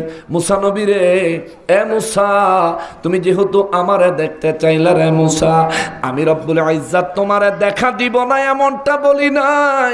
আমি বলেছি লাং তারানি, তুমি আমারে দেখতে পারবা না, কারণ তোমার এই চোখ দিয়া আমি আল্লাহকে দেখার মতন ক্ষমতা আমি আল্লাহ তোমার এই চোখের মধ্যে দেই নাই। কিন্তু মুসা, তোমার ফরিয়াদ আমি আল্লাহ ফিরাইয়া দিব না। মুসা রে, তুমি সামনে ওই পাহাড়ের দিকে তাকাও, ওই পাহাড়ে আমি আল্লাহ আমার নূর মোবারকের তাজাল্লি নিক্ষেপ করব। যদি ওই পাহাড়টা স্থির থাকে তাইলে তুমি আমারে দেখতে পারবা। সুবহানাল্লাহ। আল্লাহ কয়, পাহাড়ের দিকে তাকাও, যদি ওই পাহাড়টা স্থির থাকে তাইলে তুমি আমি আল্লাহকে দেখতে পারবা। রব্বুল ইজ্জাতের কথা শুনে মুসা আলাইহিস সালাম পাহাড়ের দিকে তাকায় রইলেন। আল্লাহ কয়, আমি আল্লাহ ফালাম্মা তাজাল্লা রাব্বাহু, আল্লাহু আকবার। আল্লাহ কয়, আমি আমার একটু তাজাল্লি পাহাড়ে নিক্ষেপ করলাম, পাহাড়টা টুকরা টুকরা একেবারে রেজা রেজা হয়ে গেল। চিৎকার দিয়া কর আল্লাহু আকবার। আল্লাহ কয়, মুসা নবী অজ্ঞান হয়ে গেলেন। সুবহানাল্লাহ। হায় হায় হায় হায়। তুর পাহাড় জ্বলে গেল। ওই তুর পাহাড়ে আল্লাহ আমারে যাওয়ার নসিব করেছে, আলহামদুলিল্লাহ। তুর পাহাড়ে গুড়ায় যায় দেখি ওই তুর পাহাড় ম্যাক্সিমামটা হলো পাথর, ম্যাক্সিমাম পাথর, মাটির পরিমাণ খুবই কম, ম্যাক্সিমাম হলো পাথর। এই পাথরের পাহাড় আল্লাহ পাকের নূরের তাজাল্লিতে জ্বলে সুরমা হয়ে গেল। মুসা নবী অজ্ঞান হয়ে গেলেন। আহারে বাবা, এ মুসলমান রে, মুসা নবী অজ্ঞান হয়ে গেলেন। তুর পাহাড়, পাথরের পাহাড় জ্বলে গেল, মুসা নবী জ্বলল না। পাথরের পাহাড়ে মাটি ছিল, মাটিও জ্বলে সুরমা হয়ে গেল, মুসা নবী জ্বলল না। কারণটা কি? কারণ মুসা নবীর বডিতে মাটি নাই, মুসা নবীর বডিতে পাথর নাই। যদি পাথর থাকতো ওই পাথরের সাথে সুরমা হয়ে যাইতো, যদি মাটি থাকতো ওই মাটির সাথে সুরমা হয়ে যাইতো। মুসা নবীর দেহ, এই জন্য আমার নবী বলেন সমস্ত নবীদের দেহ হলো জান্নাতি দেহ। চিৎকার দিয়া বলেন আল্লাহু আকবার। কয়েক বছর আগে নাসিরনগর ধর্মমন্ডল এলাকায় একজন বক্তার এই বিষয়টা নিয়ে আমি ধরছিলাম। উনি বক্তব্য দিছিল, আমার নবী ছাড়া সব নবী বেলা মাটির। পরে আমি ওনারে কয়েকবার আস্তে আস্তে কইছি, হুজুর কথাটা ভুল হইতেছে, আদম নবী ছাড়া আর কারো দেহ মাটির না, আপনারা সংশোধন করেন। আমারে দেখে বেটার মনে হয় পছন্দ হয় নাই, বেটা আমার লগে উল্টা পাল্টা তর্ক করা শুরু করছে। পরে বেটারে যখন কইলাম, বাবা রে, তুর পাহাড় আল্লাহর নূরে তাজাল্লিতে সুরমা হয়ে গেল, যদি মুসা নবী মাটির হয় তাইলে মুসা নবীও তো জ্বলে যাওয়ার কথা। কিন্তু কোরআনে আল্লাহ কয় মুসা নবী অজ্ঞান হয়ে গেলেন, মুসা নবীর জ্ঞান ফিরে আসলো। আমি আল্লাহ জিজ্ঞাসা করলাম, খবর কি রে মুসা? মুসা নবী কয়, আল্লাহ গো, তোমার কথাই সত্য, আমার এই চোখ তোমাকে দেখার মতন ক্ষমতা রাখে না। চিৎকার দিয়া বলেন আল্লাহু আকবার। আমার নবী রাহমাতুল লিল আলামিন বলেন, রব্বুল আলামিন আমাকে আদম নবীর থেকে স্থানান্তর করতে করতে সেই দিন মুসা নবী তুর পাহাড়ে কেন জ্বলে যায় নাই জানেন? কেন? কারণ হলো আমার নবী বলেন, কারণ আল্লাহ পাকের নূর মোবারকের তাজাল্লি যখন তুর পাহাড়ে আমার আল্লাহ নিক্ষেপ করে, ওই সময় আমি নবী মুসা নবীর মেরুদণ্ড মোবারকে, সুবহানাল্লাহ, এই জন্য মুসা নবীর ওই নূর মোবারকের তাজাল্লিতে ধরে নাই। এ মুসলমানের, সুতরাং আজ থেকে ঈমান আকীদা মজবুত করতে হবে। আমার নবী ঘোষণা দিয়েছেন, আদম নবীর থেকে আরম্ভ করে আমার নবীর আম্মা জান পর্যন্ত, নবী বলেন আমার বংশের কেউ না ফরমান ছিল না, কেউ বেঈমান ছিল না, কেউ মূর্তির পূজারী ছিল না, কেউ আগুনের পূজারী ছিল না, কেউ কাফের ছিল না। সুতরাং নবীর কথাই ঠিক। নবীজির আব্বা আম্মাকে আল্লাহ জান্নাতুল ফেরদাউসের আলা মাকাম দান করেন, সবাই বলেন আমিন। আমার ওই নূর নবী রাহমাতুল লিল আলামিনের আগমনকে কেন্দ্র করে সর্বপ্রথম মাহফিল করলেন কে? আল্লাহ। এখন তাদের বক্তব্য হইল, এই ধরনের মাহফিল সাহাবায়ে কেরাম কেউ করেন নাই, আপনারা যেমন করেন, মানে আমরা যেমন করি আর কি। প্যান্ডেল বানাইলাম, স্টেজ বানাইলাম, একজন বক্তা, দুইজন বক্তা, তিনজন বক্তা দাওয়াত দিলাম, এলাকার গণ্যমান্য ব্যক্তিদেরকে অতিথি সভাপতি, প্রধান অতিথি, বিশেষ অতিথি, উদ্বোধক বানাইলাম। এইভাবে বানায় সমাজের সব মানুষদেরকে নিয়ে, সুন্নি মুসলমানদেরকে নিয়ে সুন্দর একটা অনুষ্ঠান করলাম। এখন হেরা কয় এইভাবে সাহাবায়ে কেরাম করে নাই, তো সাহাবীরা যেমনে করছে তুমি হেমনে করবানি? আমার প্রশ্ন, সাহাবীরা যেমনে করছে তুমি হেমনে করবানি? যদি বলো হ্যাঁ সাহাবীরা যেমনে করছে আমি হেমনে করবো, করবি? হ্যাঁ করবো। করবি? হ্যাঁ করবো। আবু বকর সিদ্দিক রাদিয়াল্লাহু তাআলা আনহু আমার নবীর সঙ্গে হিজরত করার জন্য 6 মাস দরজার পাশে দাঁড়ায় ছিলেন, ঘুমান নাই। সুবহানাল্লাহ। তুই 6 মাস দরজার পাশে দাঁড়ায় থাইস। 2 নাম্বার, ওমর রাদিয়াল্লাহু তাআলা আনহু নিজের বাপের গর্দান কেটে ফেলেছিল। তুই তোর বাপের কল্লা কাটবি? সাহাবীরা যেমনে করছে তুই হেমনে কর দেহি। 3 নাম্বারে ওয়াইস করনী রাদিয়াল্লাহু তাআলা আনহু মুখের 32টা দাঁত ভেঙে ফেলেছিল। উহুদের ময়দানে আমার নবীর দান মোবারক শহীদ হয়েছে এই কারণে। ও মৌলবী, তোর মুখে দাঁত রইছে কেমনে রে? নিজের মোহ দাঁত লইয়া সুন্নিদেরকে বেদাতি বলো। আয় তোর ফতু আজকে তোরে গুল্লা খাওয়াই দিব।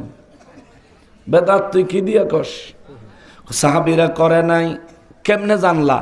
আরে বুখারীতে নাই, মুসলিমে নাই, তিরমিজিতে নাই, আবু দাউদে নাই, নাসাইতে নাই, ইবনে মাজাতে নাই, আকাইদে নসফের মধ্যে নাই, আয় হায় হায় তাফসীরের কিতাবের মধ্যে নাই। আছে, এটা পরে যাবো। তোর কথাই মানলাম নাই, এই কিতাবগুলিতে নাই দেখে তুমি বেদাত বললা। বেদাত কেন? রাসূলের জামানায়, সাহাবায়ে কেরামের জামানায় আপনাদের মতো এইভাবে মিলাদুন নবী ছিল না।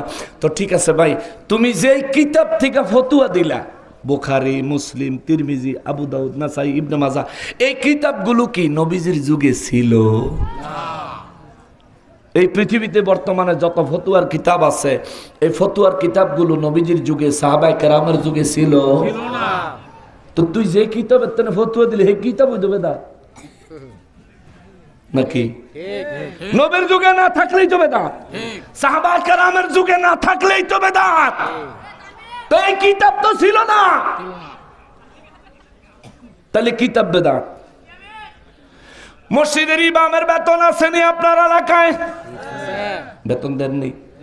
কম আর কি, অল্প দিয়া কয় ইমাম সাহেবরা এত টেহা লাগে না। আল্লাহ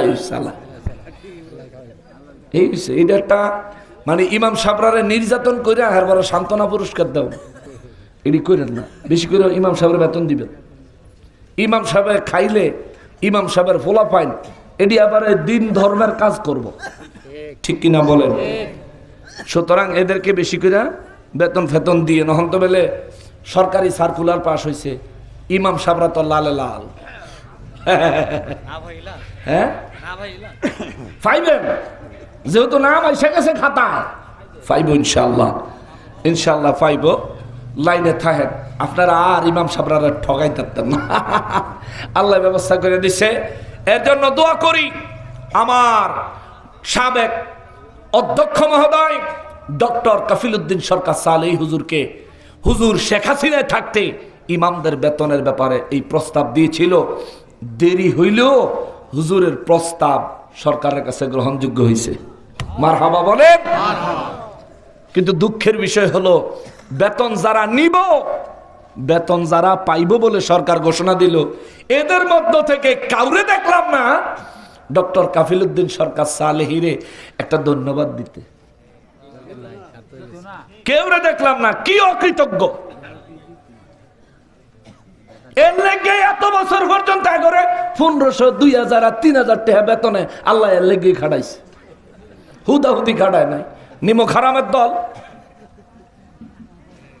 এই লোক সরকারের কাছে ইমামদের বেতনের ব্যাপারে প্রস্তাব করার কারণে,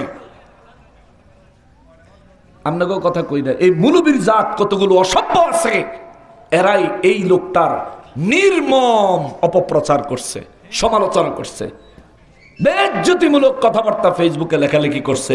ওখান যে বেতন দিব নিয়ে খাবি কেমনে, শরম করতো না? ঠিক কথা বলছেন। আপনারা বড় করে ধন্যবাদ, 500 বার ধন্যবাদ। মন্দির পাহারা দিতারে, হারাম মসজিদে বেতন নিয়ে লজ্জা থাকলেও নিয়ে খাইব। ঠিক ঠিক নেই না? আমি একলাই ঠিক, সকল তো ঠিক, সকল তো ঠিক। ঠিক কি কম না বেশি? আসতে না জোরে, জোরে বলতে হবে ঠিক। আল্লাহ কাফিল উদ্দিন সরকার সালেহী হুজুরকে হায়াতে তাইয়্যিবা দান করুক। জোরে বলেন আমিন। এ মুসলমানেরা রে, আমার পেয়ারা নবীর উম্মতেরা রে, ইমাম সাহেবদের জন্য সরকারি বেতনের বাজেট হয়েছে। এই সরকারি বেতন নেওয়া, এলাকার মানুষের বেতন নেওয়া, ইমামতি কইরা, এটা করে ডাইরেক্ট বেদাত। এটা হইল ডাইরেক্ট বেদাত। আমার নবী ইমামতি করছেন, জীবনে কোনোদিন বেতন নিছেন? তুমি নাও কেন ভাই? আবু বকর রাদিয়াল্লাহু, ওমর রাদিয়াল্লাহু তাআলা আনহু মসজিদে নববী শরীফের খতিব ছিলেন, ইমাম ছিলেন। আমার রাসূলের ইন্তেকাল মোবারকের পরে খেলাফতের দায়িত্ব পালনকালে তারা কি কোনোদিন রাষ্ট্রের কোষাগার থেকে বেতন নিছেন? তারা রাষ্ট্রনায়ক ছিলেন। আরে অর্ধেক পৃথিবী শাসন করেছিলেন। হযরত ওমর ফারুক আযম রাদিয়াল্লাহু তাআলা আনহু জীবনে 1 পয়সা রাষ্ট্রের কোষাগার থেকে হোক, সাহাবা কেরামদের থেকে চান্দা তুল্য হোক, কোনোভাবেই বেতন হিসাবে গ্রহণ করেন। তো তুমি যে বেতন নাও, তুই মিলাদুন নবী, মিলাদে কিয়াম করা, বেদাত ফতোয়া দেওয়ার আগে বিনা বেতনে 6 মাস চাকরি করে দেহা, বিনা বেতনে 6 মাস ইমামতি করে দেখাও তুমি। তোর বউ তোরে ফিসা দাবাই রে বাইতে বাইর করে দিব। কবে মৌলবী তোরে কেডা কইছিল এই ফতোয়া দিতি, আর না খাইয়া মরণ লাগে? ঠিক কিনা বলেন? 2 নাম্বার, আমার নবী মসজিদে নববী শরীফের ইমাম ছিলেন। সাহাবা কেরাম মসজিদে নববী শরীফের ইমাম খতিব ছিলেন খেলাফতের আমলে। কিন্তু মসজিদে নববী শরীফে যতবার, 4 বার আল্লাহ নিছে আলহামদুলিল্লাহ, 2 বার হজে আর 2 বার উমরায় আল্লাহ আমারে নসিব করছে আলহামদুলিল্লাহ। মসজিদে নববী শরীফ ঘুইরা কোন জায়গায় ইমাম সাহেবের লাগা হুজরা পাইলাম না। আমাগো এলাকায় মসজিদে ইমাম সাহেবের হুজরা আসেনি? ইমাম সাহেব হুজরাত ঘুমায়নি। আমার নবী রাহমাতুল্লিল আলামিনের রওজা মোবারক যে জায়গায়, আমার নবীজির ওই জায়গাটা ছিল নিজের হুজরা মোবারক। এই হুজরা মোবারক মসজিদে নববী শরীফের জায়গা না, ওই জায়গা আমার নবীর নিজের মালিকানাধীন জায়গা। এ বাবা, আমার নবী মসজিদে নববী শরীফ ইমামতি করতেন, কিন্তু নিজে বসবাস করতেন নিজের সম্পত্তি জমির মধ্যে, নিজের সম্পদ নিজের বাড়ির মধ্যে। এরে বানসারামপুরের মসজিদের ইমাম সাহেবের আরে মিলাদুন নবীর বিদআত ফতোয়া দাতারা তুমি মসজিদের হুজরায় থাকো কেন? আমার নবী নিজেই তো মসজিদের জায়গা দখল করে হুজরা বানায় নাই, হুজরায় নবী থাকে নাই, কোন সাহাবীকে মসজিদে নববীতে হুজরা বানায়া থাকার জন্য নির্দেশ দেয় নাই। আমার নবী যেহেতু নিজে থাকেন নাই, সাহাবীরা কেউ যেহেতু মসজিদে নববী শরীফে থাকেন নাই, তার মানে বোঝা গেল মসজিদের হুজরা বানায়া মসজিদের জমি দখল করে ওই জায়গায় ইমাম সাহেবের বসবাস করা বিনা ভাড়ায়, এটা ডাইরেক্ট বেদাত। নবীর মিলাদুন নবীতে যদি তুমি আঘাত করো, তোর পেটের মধ্যে লাত্তি পড়বো সবার আগে। আকল আসেনি বেটা? ওই রাসূলের জন্যই তো মানুষ তোমার ইজ্জত করে, ঠিক কিনা বলেন? এ মুসলমানের আরে, সুতরাং এই দুনিয়ায় এখন যে মাদ্রাসা শিক্ষা ব্যবস্থা আছে, সাহাবায়ে কেরাম আমার নবীর যুগে এই ধরনের মাদ্রাসা শিক্ষা ব্যবস্থা ছিল না। এটা বেদাত। ছাপানো কোরআন শরীফ আসেনি আপনার এলাকায়? অমুক লাইব্রেরির ছাপানো কোরআন শরীফ, অমুক লাইব্রেরির, বিভিন্ন লাইব্রেরির ছাপানো কোরআন শরীফ। এই ছাপানো কোরআন শরীফ আল্লাহ রাসূলের যুগে ছিল? হেফজখানা মাদ্রাসা ছিল না, আলিয়া মাদ্রাসা ছিল না, কওমি মাদ্রাসা ছিল না, আর কলেজ ইউনিভার্সিটি এটা তো অনেক পরের কথা। হুজুরে কইছে এটি লাইন হই নাই, ঠিকই কইছে, এ তো অনেক পরের কথা। এগুলি ছিলই না। না থাকলেই যদি বেদাত হয়, না থাকলেই যদি বাদ দিতে হয়, তাহলে তুমি মৌলবী সাবত রাসূলের যুগে ছিলা না, তাহলে এক নম্বরে তুমি ওই বাদ। বোকার মতো কথা কইও না মিয়া, বোকার মতো কথা কইও না। আন্দাজে আবল তাবল কথাবার্তা কওয়া ছাইরা দাও। এটা 1926 সাল না, এটা 2026 সাল, ঠিক কিনা বলেন? মুসলমানের আরে, আমার পেয়ারা নবীর উম্মতের আরে, এই জন্য কারো বিদআত শুনলে পাগল হয়ে যাবেন না। রাসূলের যুগে ছিল না। এ মিয়া, রাসূল নির্দেশ দেয় নাই, আল্লাহ নির্দেশ দেয় নাই, এমন কোন কাজ সাহাবা কেরামের দ্বারা কি হয় নাই? এটা একটু কনফিউশন আছে। কি কোন হুজুর, নবীও নির্দেশ দেয় না, আল্লাহও নির্দেশ দেয় না, এমন কোন কাজ কি সাহাবীরা করছে? অবশ্যই করেছে। দলিল সবাই জানেন, খালি আমি মনে করাই দিই। দলিল সবাই জানেন, বিশ্বাস করেন, সবাই জানেন, শুধু মনে করাই দেয়। হযরতে বেলাল রাদিয়াল্লাহু তাআলা আনহু মেরাজের রাতে আমার নবী রাহমাতুল লিল আলামিন জান্নাতের মধ্যে যখন মেরাজে গেলেন, জান্নাতের ভিতরে আমার নবীজি একটা কদমের আওয়াজ, হাঁটার আওয়াজ শুনতে পেলেন। সুবহানাল্লাহ। নবী জিজ্ঞেস করলেন, জিবরাইল রে, জান্নাতের ভিতরে আমার আগে আগে হাঁটার শব্দ কার পায়, আর কে আসছে মেরাজে? জিবরাইল আমিন কয়, নবী গো, কেউ মেরাজে আসে না আপনি নবী ছাড়া। আমার নবী বলেন, তাইলে জান্নাতের ভিতরে কদমের শব্দ পাওয়া যায় কার? জিবরাইল আমিন কয়, হুজুর, এটা আপনার বেলালের কদমের আওয়াজ। জোরে কন্যা সুবহানাল্লাহ। নবী কয়, জিবরাইল রে, আমার আগে বেলালের কদমের আওয়াজ জান্নাতে কিভাবে পৌঁছাইলো? জিবরাইল আমিন কয়, হুজুর, এটা বেলাল জানে, আল্লাহ জানে। সুবহানাল্লাহ। আমার নবী মেরাজ থেকে আইসা কয়, বেলাল আমার কাছে আয়, আমার কাছে বসো। বেলাল রাদিয়াল্লাহু তাআলা আনহু নবীজির খেদমতে দাঁড়ায় রইলেন। ইয়া রাসূলুল্লাহ, নবী গো, আমি কি কোনো অপরাধ করে ফেলেছি? আমার নবী বললেন, না। ইয়া রাসূলুল্লাহ, তাইলে আমি কি খেদমত করতে পারি, দয়া করে বলেন। নবী কয়, বেলাল রে, এরে বেলাল, আমার আগে জান্নাতের মধ্যে তোর কদমের আওয়াজ শুনেছি রে বেলাল। কি কারণে, কেমনে কেমনে তোর কদমের আওয়াজ জান্নাতে গেল? বেলাল রাদিয়াল্লাহু তাআলা আনহু বলেন, আল্লাহ এবং তার রাসূলই ভালো জানেন। আমি বেলাল তো গোলাম, আমি বেলাল তো নাদান, আমি কেমনে জানবো? আমি তো বলতে পারি না গো নবী।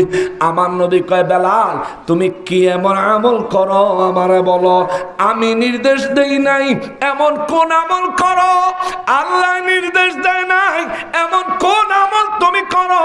বেলাল রাদিয়াল্লাহু তাআলা আনহু কয়, নবী গো, আপনার নির্দেশ ছাড়া, আল্লাহর নির্দেশ ছাড়া আমি শুধু যতবার ওযু করি 2 রাকাত তাহিয়াতুল ওযুর নামাজ আদায় করি, এই ছাড়া আল্লাহর কসম আমি আর কোনো অতিরিক্ত আমল করি না। আমার নবী কয়, বেলাল আমি তোরে এই নামাজ পড়তে নির্দেশ দেই নাই। আমার নবী বলেন, আমার আল্লাহ তোরে এই নামাজ পড়তে নির্দেশ দেয় নাই রে বেলাল। এমন নামাজ তুমি আদায় করার কারণেই আল্লাহ তোমার কদমের আওয়াজ জান্নাতে পৌঁছাইয়া দিয়েছে। জোরে কোন সুবহানাল্লাহ। কি বুঝলেন? নেক কাজ করার জন্য, ভালো কাজ করার জন্য সাহাবায়ে কেরামের যুগে ছিল কি ছিল না এটা পরে দেখেন। যদি ভালো কাজ হয় তাহলে করেন। ভালো কাজ, এই ভালো কাজ হওয়ার কারণে এটা করা যায়। এরপরে আসবে সওয়াবের কথা, ইবাদতের কথা। মসজিদে টাইলস লাগানো ভালো কাজ না খারাপ কাজ? ভালো কাজ। এই টাইলস লাগাইলে সওয়াব হইব নি? কথা কয় না? সওয়াব হইতো না? যে হুজুর মিলাদুন নবী বেদাত কয়, এই হুজুরও তো মসজিদের লেগা টাইলসের টেয়া মাঝে মধ্যে কালেকশন করে না? এই হুজুরে জিগায়েন, বলে হুজুর মসজিদও টাইলস দিলে সওয়াব হইব, এই কথাটা কোরআন হাদিসের কোন আছে?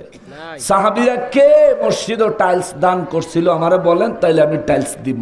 আপনি যে মিলাদুন নবী বেদাত কর, মিলাদুন নবী যে দাঁড়ায় একটু সালাম দিব, হেডারে যে আপনি বেদাত কর, তাইলে মসজিদে টাইলস নবীজির সাহাবীর যুগে সাহাবীরা কেউ দেয় নাই। আরে মসজিদে নববী শরীফ তো খেজুর পাতা দিয়ে নবী তৈরি করেছেন। সুবহানাল্লাহ। কি দিয়া? কি দিয়া? কি দিয়া? কিন্তু এই মসজিদে নববী শরীফে খেজুর পাতার গোষ্ঠী আছে নি? হনে যায়া দেখবেন আমার নবীর দরবার কত সুন্দর, কিন্তু খেজুর পাতা এখন আর নাই। তো নবীর যুগে সাহাবায়ে কেরামের যুগে না থাকলে যদি বেদাত হয়, তো মসজিদে নববী শরীফের বর্তমান অবস্থা তোমার ফতোয়া কি?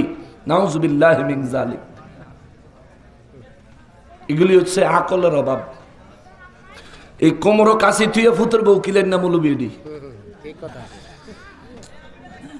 এ মুসলমানের, আমার পেয়ারা নবীর উম্মতেরা রে, আমার নবীর আগমনকে কেন্দ্র করে সর্বপ্রথম রূহের জগতে আমার আল্লাহ, আমার রব্বুল আলামিন মাহফিলের আয়োজন করলেন। দেখেন, নবীজি নির্দেশ দেয় নাই।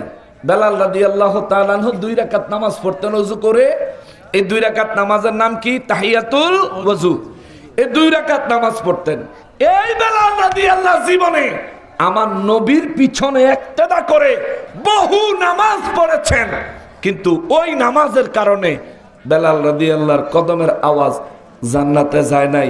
ওই 2 রাকাত নামাজের কারণে গেছে, যেই নামাজ পড়তে নবীও বলে নাই, আল্লাহও বলে নাই, কিন্তু বেলাল রাদিয়াল্লাহু তাআলা আনহু নামাজ পড়েছেন আল্লাহ এবং রাসূলের মহব্বতে।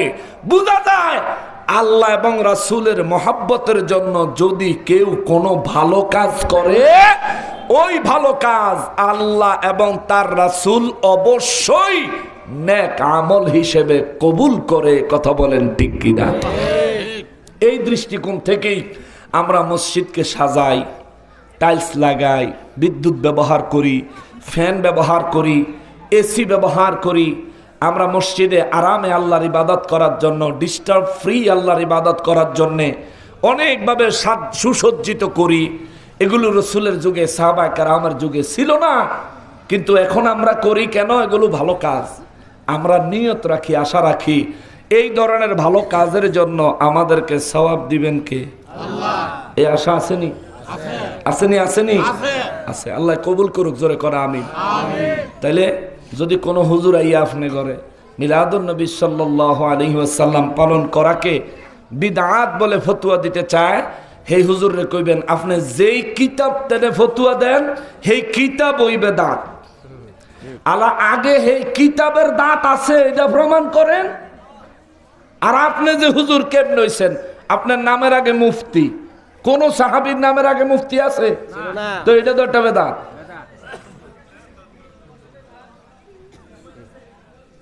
কোন সাহাবীর নামের আগে মুফতি ছিল না, তাইলে আপনার নামের আগে মুফতি কেন? খুব আচ্ছা ঠিক আছে রাজগাতে বাদ দিলাম কে এতদিন বেদাত খালি মিলাদুন্নবী দেখছো তোমার নামের ভিতরে দেখো না আল্লাহ হেদায়েত নসিব করুক জোরে পড়ে না আমিন এই যে কথাগুলো বললাম তাকে আঘাত করার জন্য নয় তার আকলের সামনে দলিল তুলে ধরলাম যে বেআক্কল হইস না বেটা বেআক্কল হইও না আলিম হয়েছে সম্মানের জায়গায় থাকো সম্মান তুমি তখনই পাবে রাসূলের মহব্বত দিয়ে যখন ঈমানকে এবং আমলকে পরিপূর্ণ করবে ঠিক কিনা বলেন তোমার ঈমানে তুমি একদিকে আল্লাহ এবং রাসূলের কথা বলো আরেক দিকে আল্লাহ রাসূলের মহব্বতের কাজ কেউ করতে গেলে তুমি তাকে বাধা প্রদান করো কে দিছে তোমার এই অধিকার কে দিছে তুমি না এই এলাকার বেতনভুক্ত ইমাম এলাকার মানুষের বেতন দিলে তোর সংসার চলে আর তুমি এই এলাকার মানুষেরই আল্লাহর ইবাদত নবীর মহব্বতে বাধা দাও মনে রাখবা সময় আসতেছে এমনও হইতে পারে ওই রোহিঙ্গারা তো মায়ানমারেতে এদিকে দিক গিয়া বাঁচছে তোর আর মনে হয় বাঁচন নাই রে এর লেগে হিন্দুদের কাছে আশ্রয় নিতেছে কেউ আশ্রয় দিতে পারবে না এই জাতি যদি একবার খেপে পাকিস্তানি করে যেমন সাইজ দিছে ৭১ সালে আবার সাইজ হবে ঈমান আকীদার জন্য ৭১-এ যুদ্ধ হয়েছে জন্মভূমি রক্ষার জন্য এখন যদি আরেকটা যুদ্ধ হয় ইনশাআল্লাহ ঈমান আকীদার জন্য একবার নয় ১০০০ বার হলে জীবন দিয়ে দিব কোনো আপত্তি নাই ঠিক কিনা বলেন আল্লাহু আকবার কষ্ট হইতেছে আপনি গো আর ৩০ মিনিট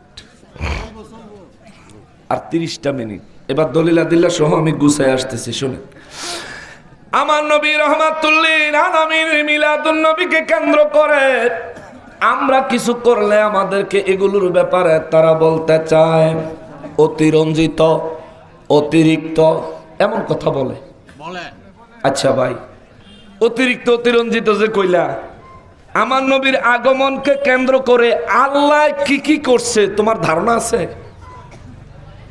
আমার নবী যেদিন দুনিয়ায় আগমন করবেন রব্বুল ইজ্জাতের নির্দেশে জান্নাতকে সাজানো হয়েছে সুবহানাল্লাহ জোরে আরো জোরে আল্লাহর নির্দেশে জান্নাতকে সাজানো হয়েছে আমার নবী যেদিন দুনিয়ায় আগমন করবেন আমার আল্লাহ তামাম কুল কায়নাত আমার নবীর আগমনকে কেন্দ্র করে সাজাইছেন এই জন্য আমার নবীর আগমনকে কেন্দ্র করে আমার আল্লাহ কালামে হাকিমে সূরা ইউনূসের ৫৭ নম্বর আয়াতের মধ্যে আল্লাহ বলেন ইয়া আইয়ুহান নাসু ক্বাদ জাআতকুম মাওয়াইযাতুম মির রাব্বিকুম এ দুনিয়ার মানুষেরা রে আমি আল্লাহর পক্ষ থেকে তোমাদের মাঝে এসে গেছে আমি আল্লাহর বিশেষ আদেশ জোরে কন্যা সুবহানাল্লাহ ওয়া শিফাউল লিমা ফিস সুদূর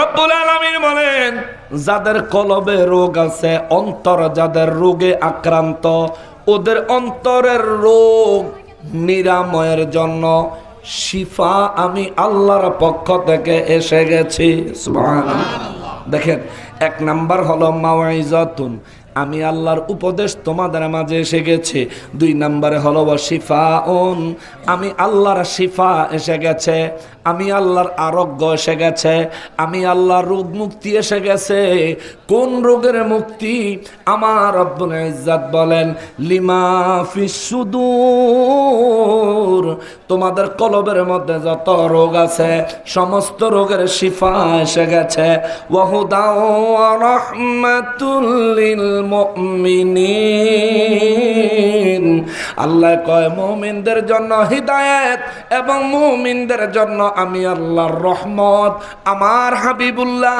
আসমানি কিতাব কোরআনুল কারীম নিয়ে তোমাদের মাঝে এসে গেছে জোরে বলেন সুবহানাল্লাহ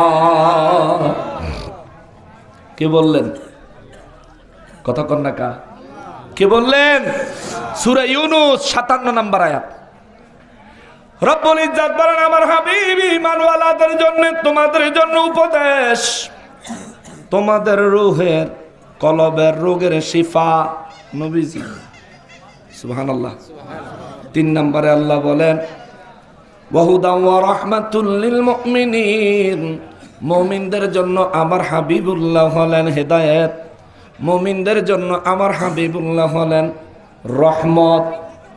এরপরে আল্লাহ কয় কুল নবী গো আপনি বলে দেন। আগের আয়াতে আল্লাহর কথা আল্লাহ বলছে, নবীর পরিচয় আসমানি কিতাবের পরিচয় আল্লাহ দিয়েছেন। আল্লাহর হাবিবের কথা বলতে গিয়ে আল্লাহ বলেন তিনি হচ্ছেন মাউইযাতুন উপদেশ, ওয়া শিফাউন তিনি হচ্ছেন কলবের রোগের শিফা। 3 নম্বর আল্লাহ বলেন ওয়া হুদান ওয়া রাহমা, আর তিনি হলেন হেদায়েত এবং রহমত লিল মুমিনিন, শুধু মুমিনদের জন্য। সুবহানাল্লাহ, সুবহানাল্লাহ। শুধু মুমিনদের জন্য নবী হলেন আদেশ উপদেশ। কার? কার কার কার? মুমিনদের জন্য কলবের রোগের শিফা আমার নবী। মুমিনদের জন্য নবী হেদায়েত, মুমিনদের জন্য নবী রহমত। জোরে করুন সুবহানাল্লাহ। এবার আল্লাহ কয় কুল হুজুর এবার আপনি বলেন। সুবহানাল্লাহ কর হুজুর এবার আপনি বলেন বিফাদলিল্লাহি ওয়া বিরহমাতিহি, আমি আল্লাহর পক্ষ থেকে আমার অনুগ্রহ কোরআনুল করিম, ওয়া বিরহমাতিহি এবং আমার রহমত, আপনি নবী রহমাতুল লিল আলামিন যেদিন তশরিফ এনেছেন ওই আগমনকে কেন্দ্র করে দুনিয়ার মানুষ যেন ফাবিজালিকা ফালইফরাহু, দুনিয়ার মানুষ যেন আনন্দ প্রকাশ করে। জোরে কন্যা সুবহানাল্লাহ। কার হুকুম? জোরে বলেন কার হুকুম? নবীর আগমনে খুশি হওয়া ঈমানদারের জন্য ফরজ। নবীর আগমনে খুশি হওয়া ঈমানদারের জন্য ফরজ। এখন খুশি কেমনে হইবেন? আমরা জুলুসে বের হই, এটা আমাদের খুশি। আপনি যদি চান যে বাড়ির বইয়ে থেকে খুশি হইবেন, এটা আপনার খুশি। আপনি যদি চান নবীর আগমনকে কেন্দ্র করে 200 রাকাত 500 রাকাত নামাজ পড়া খুশি উদযাপন করবেন, এটা আপনার খুশি। আল্লাহ সব ধরনের খুশি, সব ধরনের বৈধ হালাল খুশিকে সমর্থন করেছেন বিদায় কেমনে খুশি হইবেন এই কাইফিয়ত আল্লাহ বলে নাই। আল্লাহ শুধু বলছেন ফাবিজালিকা ফালইফরাহু, তোমরা এর জন্য খুশি উদযাপন করো, আনন্দ প্রকাশ করো। জোরে কন্যা সুবহানাল্লাহ। আপনি যেমনে পারেন হেমনে খুশি প্রকাশ করেন। এখন আপনি খুশি হইছেন, এটা কেমনে বুঝবো? যদি আরেক খুশি হওয়া ব্যক্তির উপর আক্রমণ করেন, আরেকজন খুশি উদযাপন করতেছে রাস্তায় বাইর হইয়া, পতাকা লইছে, পাগড়ি বাঁধছে, নতুন কাপড় পরছে, স্লোগান দিতেছে নূর নবী এসেছে, নূর নিয়ে এসেছে। আপনি হেবেটার উপরে গরম পানি ডাললেন, তার মানে কি বোঝা গেল? নবীর আগমনে আপনি খুশি হয়েছেন? নবীর আগমনে আপনি শুধু বেজার হয়েছেন তা না, অন্য কেউ নবীর আগমনে খুশি হয়েছে, আপনি হেইটাও সহ্য করতে পারতেছেন না। তার মানে 1 নম্বরে আল্লাহর হুকুম অমান্য করেছেন, 2 নম্বরে আপনি মুমিন মুসলমানের উপর অন্যায়ভাবে জুলুম করেছেন। আপনাকে আল্লাহর দরবারে হিসাব দিতে হবে। আমরা কেন নবীর আগমনে রাস্তায় বাইর হইয়া মাহফিল কইরা এত সুন্দর শান শৌকত দিয়া কেন আমরা জুলুস করি? কারণ আল্লাহ বলছেন হুয়া খাইরুম মিম্মা ইয়াজমাউন, তোমার সারা জীবনে যা কিছু জমায়েত করেছো, যত আমল করেছো, সমস্ত আমলের চাইতেও আমি আল্লাহর কাছে আমার নবীর আগমনে খুশি প্রকাশ করার দাম বেশি। সুবহানাল্লাহ। সারা জীবনের আমলের ভিতরে নামাজ আসেনি, রোজা আসেনি, হজ আসেনি, যাকাত আসেনি, এগুলো তো ইসলামের মৌলিক ইবাদত। ইসলামের 5টি রুকনের মধ্যে 4টা, এগুলিরও আল্লাহ আলাদা করে নাই। হুয়া খাইরুম মিম্মা ইয়াজমাউন, সারা জীবনে নামাজ রোজা হজ যাকাত যা করছো, আরো নফল ইবাদত যা করছো, সমস্ত কিছুর চাইতে আমার হাবিবুল্লাহর আগমনের আনন্দ উদযাপন করাটাকেই আমি আল্লাহ তোমার জন্য সর্ব উত্তম বলে ঘোষণা দিলাম। সুবহানাল্লাহ। এবার আপনি যদি মনে চায় আনন্দ প্রকাশ করেন, আর যদি মনে না চায় আপনি বেজার হইয়েন। যদি আনন্দ প্রকাশ করেন, মদিনাবাসীদের সঙ্গে সাহাবায়ে কেরামের সঙ্গে আপনার হাসর হবে। আর যদি বেজার হন, ইবলিস শয়তানের সঙ্গে আপনার হাসর হবে। এবার আপনার খুশি, আপনি ইবলিসের লগে কোন বেহেশত যাইবেন হিসাব মিলান।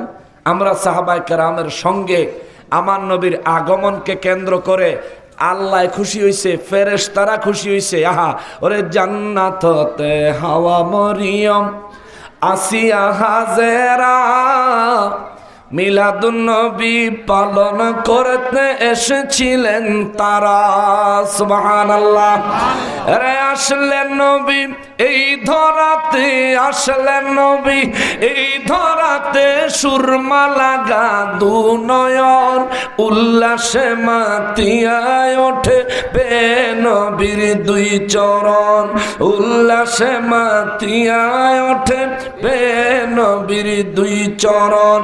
দয়াল নবীর আগমনে, মায়ার নবীর আগমনে আনন্দিত ত্রিভুবন, উল্লাসে মাতিয়ায় ওঠে বে নবীর দুই চরণ, উল্লাসে মাতিয়ায় ওঠে।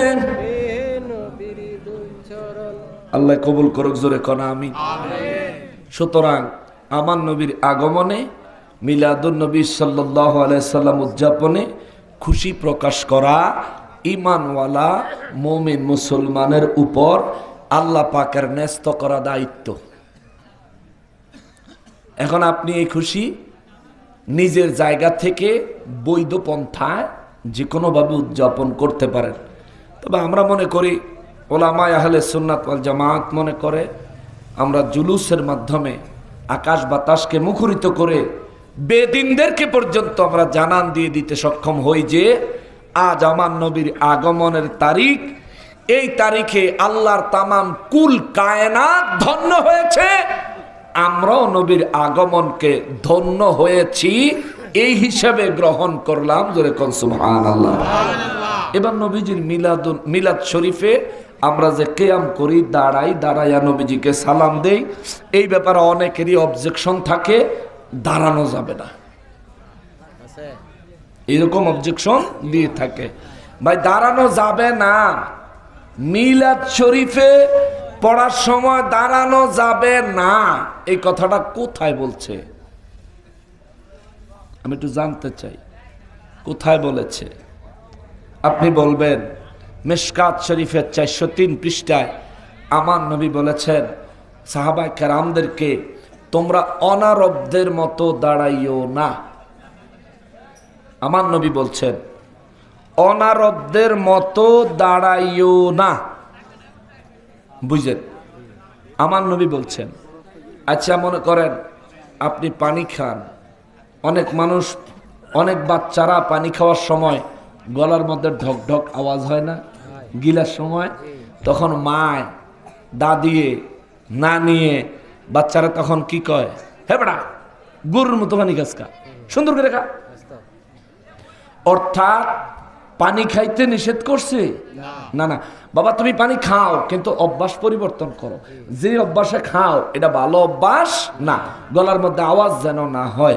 নবীজি বললেন অনারবদের মতো দাঁড়াইও না, দাঁড়াও কিন্তু ওই অনারবদের মতো না। অনারবরা কেমনে দাঁড়াইতো? অনারবরা তাদের বাচ্চাদেরকে তাজিম দিত এই মাথা নোয়াইয়া রুকুর মতো। নামাজে রুকু করেন না, রুকুর মতো অনারবরা তাদের বাচ্চাদেরকে তাজিম করত। কিন্তু আল্লাহ যখন কোরআন শরীফ আয়াত নাজিল করেছেন আল্লাহর রাসূলকে ভালোবাসার ব্যাপারে, সাহাবায়ে কেরাম আল্লাহর রাসূলের ইজ্জতের ব্যাপারে কোরআন শরীফে যখন আয়াত হয়েছে ওয়া তুআযিরুহু ওয়া তুওয়াক্কিরুহু, সাহাবায়ে কেরাম রাসূলের শানে ইজ্জতে দাঁড়াইলেন।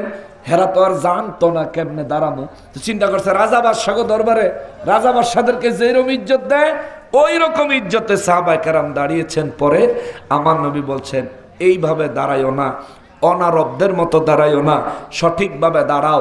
একই পৃষ্ঠায় শেষের দিকে মিশকাত শরীফ 403 পৃষ্ঠায় আবু হুরায়রা রাদিয়াল্লাহু তাআলা আনহু বলেন, এরপর থেকে আমরা নবীজি যখন মসজিদে নবী শরীফে আসতেন, আমার নবী যখন আমাদেরকে বয়ান শোনানোর পর নবী যখন মিম্বার মোবারক থেকে উঠে দাঁড়াতেন, আমরাও নবীজির সঙ্গে উঠে দাঁড়িয়ে যেতাম। নবীজি হুজরা মোবারকে যাওয়া পর্যন্ত আমরা সবাই দাঁড়ায় থাকতাম, যতক্ষণ দেখা যাইতো ততক্ষণ দাঁড়ায় থাকতাম। নবীজি কোনোদিন আমাদেরকে এই দাঁড়ায়া নবীজিকে ইজ্জত করতে নিষেধ করে নাই। জোরে কন্যা সুবহানাল্লাহ। তাহলে সাহাবায়ে কেরাম নবীজির ইজ্জতে দাঁড়াইছেন নি? দাঁড়াইছেন। আচ্ছা, এখন মিলাদে যে কিয়াম করি, ও ভাই আল্লাহ বলছেন ওয়াসাল্লিমু তাসলিমা, আমার হাবিবকে সালাম দাও দেওয়ার মতো। অর্থাৎ আল্লাহ ইজ্জত সম্মানের ইশারা করলেন, দেওয়ার মতো দাও, যেমন তেমন না, দেওয়ার মতো দাও আল্লাহ বললেন। এই জন্য আমরা নবীজিকে সালাম দেওয়ার সময় দাঁড়ায়া যাই। আরো কারণ আছে দাঁড়ানোর। দালাইলুল খায়রাত কিতাবের 36 পৃষ্ঠায় আমার নবী রাহমাতুল লিল আলামিনের থেকে বর্ণিত একটা হাদিস আছে। নবী বলেন, আমার উম্মতের মধ্যে যারা মহব্বত সহকারে আমি নবীর উপর দুরূদ ও সালাম পাঠায়, আমি নবী তাদের দুরূদ ও সালাম আমার নিজের কান মোবারকে শুনি, আমি তাদেরকে চিনি। সুবহানাল্লাহ। মহব্বত সহ নবীর উপর দুরূদ ও সালাম পাঠাইলে নবী বলেন আমি নিজের কানে সরাসরি শুনি এবং আমি তারে চিনি। এবার বলেন, কেউ কাউকে চিনতে হইলে দেখা লাগেনি? দেখা লাগে। চিনতে হইলে দেখুন লাগেনি? না দেখলে চিনন যায়? নবী বলেন আমি তারে চিনি। অর্থাৎ ইনডাইরেক্টলি নবী বুঝাইয়া দিলেন আমি শুধু তারে চিনি না, যদি কেউ আমার মহব্বত নিয়ে আমার উপর দুরূদ ও সালাম পড়ে, আমি তার দুরূদ ও সালামের আওয়াজ সরাসরি শুনি এবং তাকে দেখি এবং তাকে চিনি। সুবহানাল্লাহ। আর আমি যদি এই বাহের চর দক্ষিণ পাড়া জামে মসজিদের ময়দানে কিংবা মসজিদের ভিতরে দাঁড়াইয়া আমার নবীকে যদি সালাম পেশ করি, নবীর শানে যদি দুরূদ শরীফ পড়ি, আমার ভিতরে যদি মহব্বত থাকে, নবী বলেন আমি তারে দেখি, তারে চিনি। সুবহানাল্লাহ। আমি নবী দেখি না, কিন্তু নবীজি আমাকে দেখেন। যেহেতু নবী আমাকে দেখতেছেন, আল্লাহর হুকুম মোতাবেক ওয়াসাল্লিমু তাসলিমা, নবীকে সালাম দেওয়ার সময় আমি আর বৈশা থাকতে পারি না, কারণ আমি নবীকে দেখি না, কিন্তু নবীজি আমাকে দেখে। ঠিক কিনা বলেন? এই জন্য আমরা দাঁড়ায় যাই। এখন আপনি যদি কন্যা দাঁড়ান যাইতো না, তো দাঁড়াইলে গুনাহ হইব, এরকম একটা দলিল দেন না। আমরা শান্তি চাই, আমরা তার সাথে লড়াই ঝগড়া করতে চাই না, শান্তি চাই, শান্তি। ভাই দাঁড়ানো যাবে না, মানা করছে কোনখানে? দলিল দেন। দাঁড়াইলে গুনাহ হবে, এই কথাটা কোথায় লেখছে? দলিল দেন। আচ্ছা থাক, ওই মুরব্বী কই দিতারতো না, এই দাঁড়াইলে গুনাহ হইব এটার দলিল যদি দিতে না পারে, আমাদের মাঝে মধ্যে মিলাদের মজলিসে ডব্লিউ বাহিনীর কেউরে ফাইলে হেতারে বইয়া থাকতে দেখা যায়, আসেনি? তো তারার কাছে আমার প্রশ্ন, ভাই আমরা যে দাঁড়াইলাম, আপনি কইলেন দাঁড়ানো যাবে না, আপনার কাছে দলিল চাইলাম দাঁড়াইলে গুনাহ হবে, দলিল দেন। মুরব্বী কইছে নাই, আসলেই নাই। তো যেই মজলিসে আমরা দাঁড়াইয়া নবীকে সালাম পেশ করলাম, ওই মজলিসে আপনি যেন বইয়া রইলেন, কোন দলিলে? কোন দলিল কইছে আপনারা বইয়া থাকতেন? কোন দলিল বলাচ্ছে বসে থাকতেন? আচ্ছা বইয়া রইছেন ভালো কথা। আচ্ছা আমরা যে দাঁড়াইছি, আপনার বক্তব্য দাঁড়ানো যাবে না, কিন্তু বইয়া থাকলে দাঁড়ানোর চাইতে সওয়াব বেশি হবে, আল্লাহ বেশি খুশি হবে, রাসূল বেশি খুশি হবে, এরকম দলিলটা আমারে দেন, আমিও আপনার লগে বইয়া থাকবো। ঠিক আছে নি বাবা? আমাদের দলিল দেন যে বইয়া থাকলে বেশি সওয়াব হইব, দলিল দেন। ভাই আমার সওয়াব দরকার, ভাই আমার সওয়াব দরকার। রোজ হাসরে আল্লাহ সওয়াব গইন্না জান্নাত দিত না, ওজন দিয়া দিব, ঠিক কিনা? সবচেয়ে বেশি সওয়াবের ওজনওয়ালা সওয়াব হলো নবীর মহব্বত। সবচেয়ে বেশি ওজন হবে নবীর মহব্বত, নবীর ভালোবাসা। এমনি এমনি নবী বলেন নাই আলা লা ঈমান লিমান লা লিমান লিমান লা মুহাব্বাত লাহু। তোমাদের মধ্যে কেউ ততক্ষণ পর্যন্ত পূর্ণ মুমিন হতে পারবে না যতক্ষণ পর্যন্ত আমি রাসূলকে পূর্ণ ভালো না বাসে। সুবহানাল্লাহ। পূর্ণ ভালো কতটুকু? ভালোবাসা কদ্দুর? ওমর রাদিয়াল্লাহু তাআলা আনহু নবী জিজ্ঞাসা, ওমর তুমি আমারে কতটা ভালোবাসো? হুজুর জানডা ছাড়া আল্লাহর কুল কায়নাতের সবকিছুর চাইতে আপনারা বেশি ভালোবাসে। সুবহানাল্লাহ। নবীজি ওমর রাদিয়াল্লাহর হাতটা ধরা ছিলেন, ছেড়ে দিলেন। ওমর রাদিয়াল্লাহু তাআলা আনহু ভয় পেয়ে গেলেন, ইয়া রাসূলুল্লাহ আমি কি ভুল করেছি? আমার নবী বললেন, ওমর যতক্ষণ পর্যন্ত তুমি তোমার প্রাণের চাইতে বেশি আমি নবীকে ভালোবাসতে না পারবে ততক্ষণ পর্যন্ত তুমি পরিপূর্ণ মুমিন হতে পারবে না। ওমর রাদিয়াল্লাহু তাআলা আনহু বলেন, ওয়াল্লাহি হুজুর আল্লাহর কসম এই মুহূর্ত থেকে আমি ওমর আপনি নবীকে আমার প্রাণের চাইতেও বেশি ভালোবাসি। আমার নবীকে, ওমর তুমি এই মাত্র মুমিন হইলা। সুবহানাল্লাহ। এই মাত্র মুমিন হইলা ওমর। মুসলমান সেজন্য রোজ হাশরের ময়দানে নবীর মহব্বতের ওজন হবে সবচেয়ে বেশি। দাঁড়ায়া সালাম দিলে আল্লাহ কি পরিমাণ সওয়াব দিবে এটা আল্লাহই জানে ভালো, কিন্তু আমি তো দাঁড়াই নবীর মহব্বতের জন্য, নবীর ভালোবাসার জন্য, এটার জন্য আমি দাঁড়াই। কিন্তু আপনি দাঁড়াইলেন না কেন?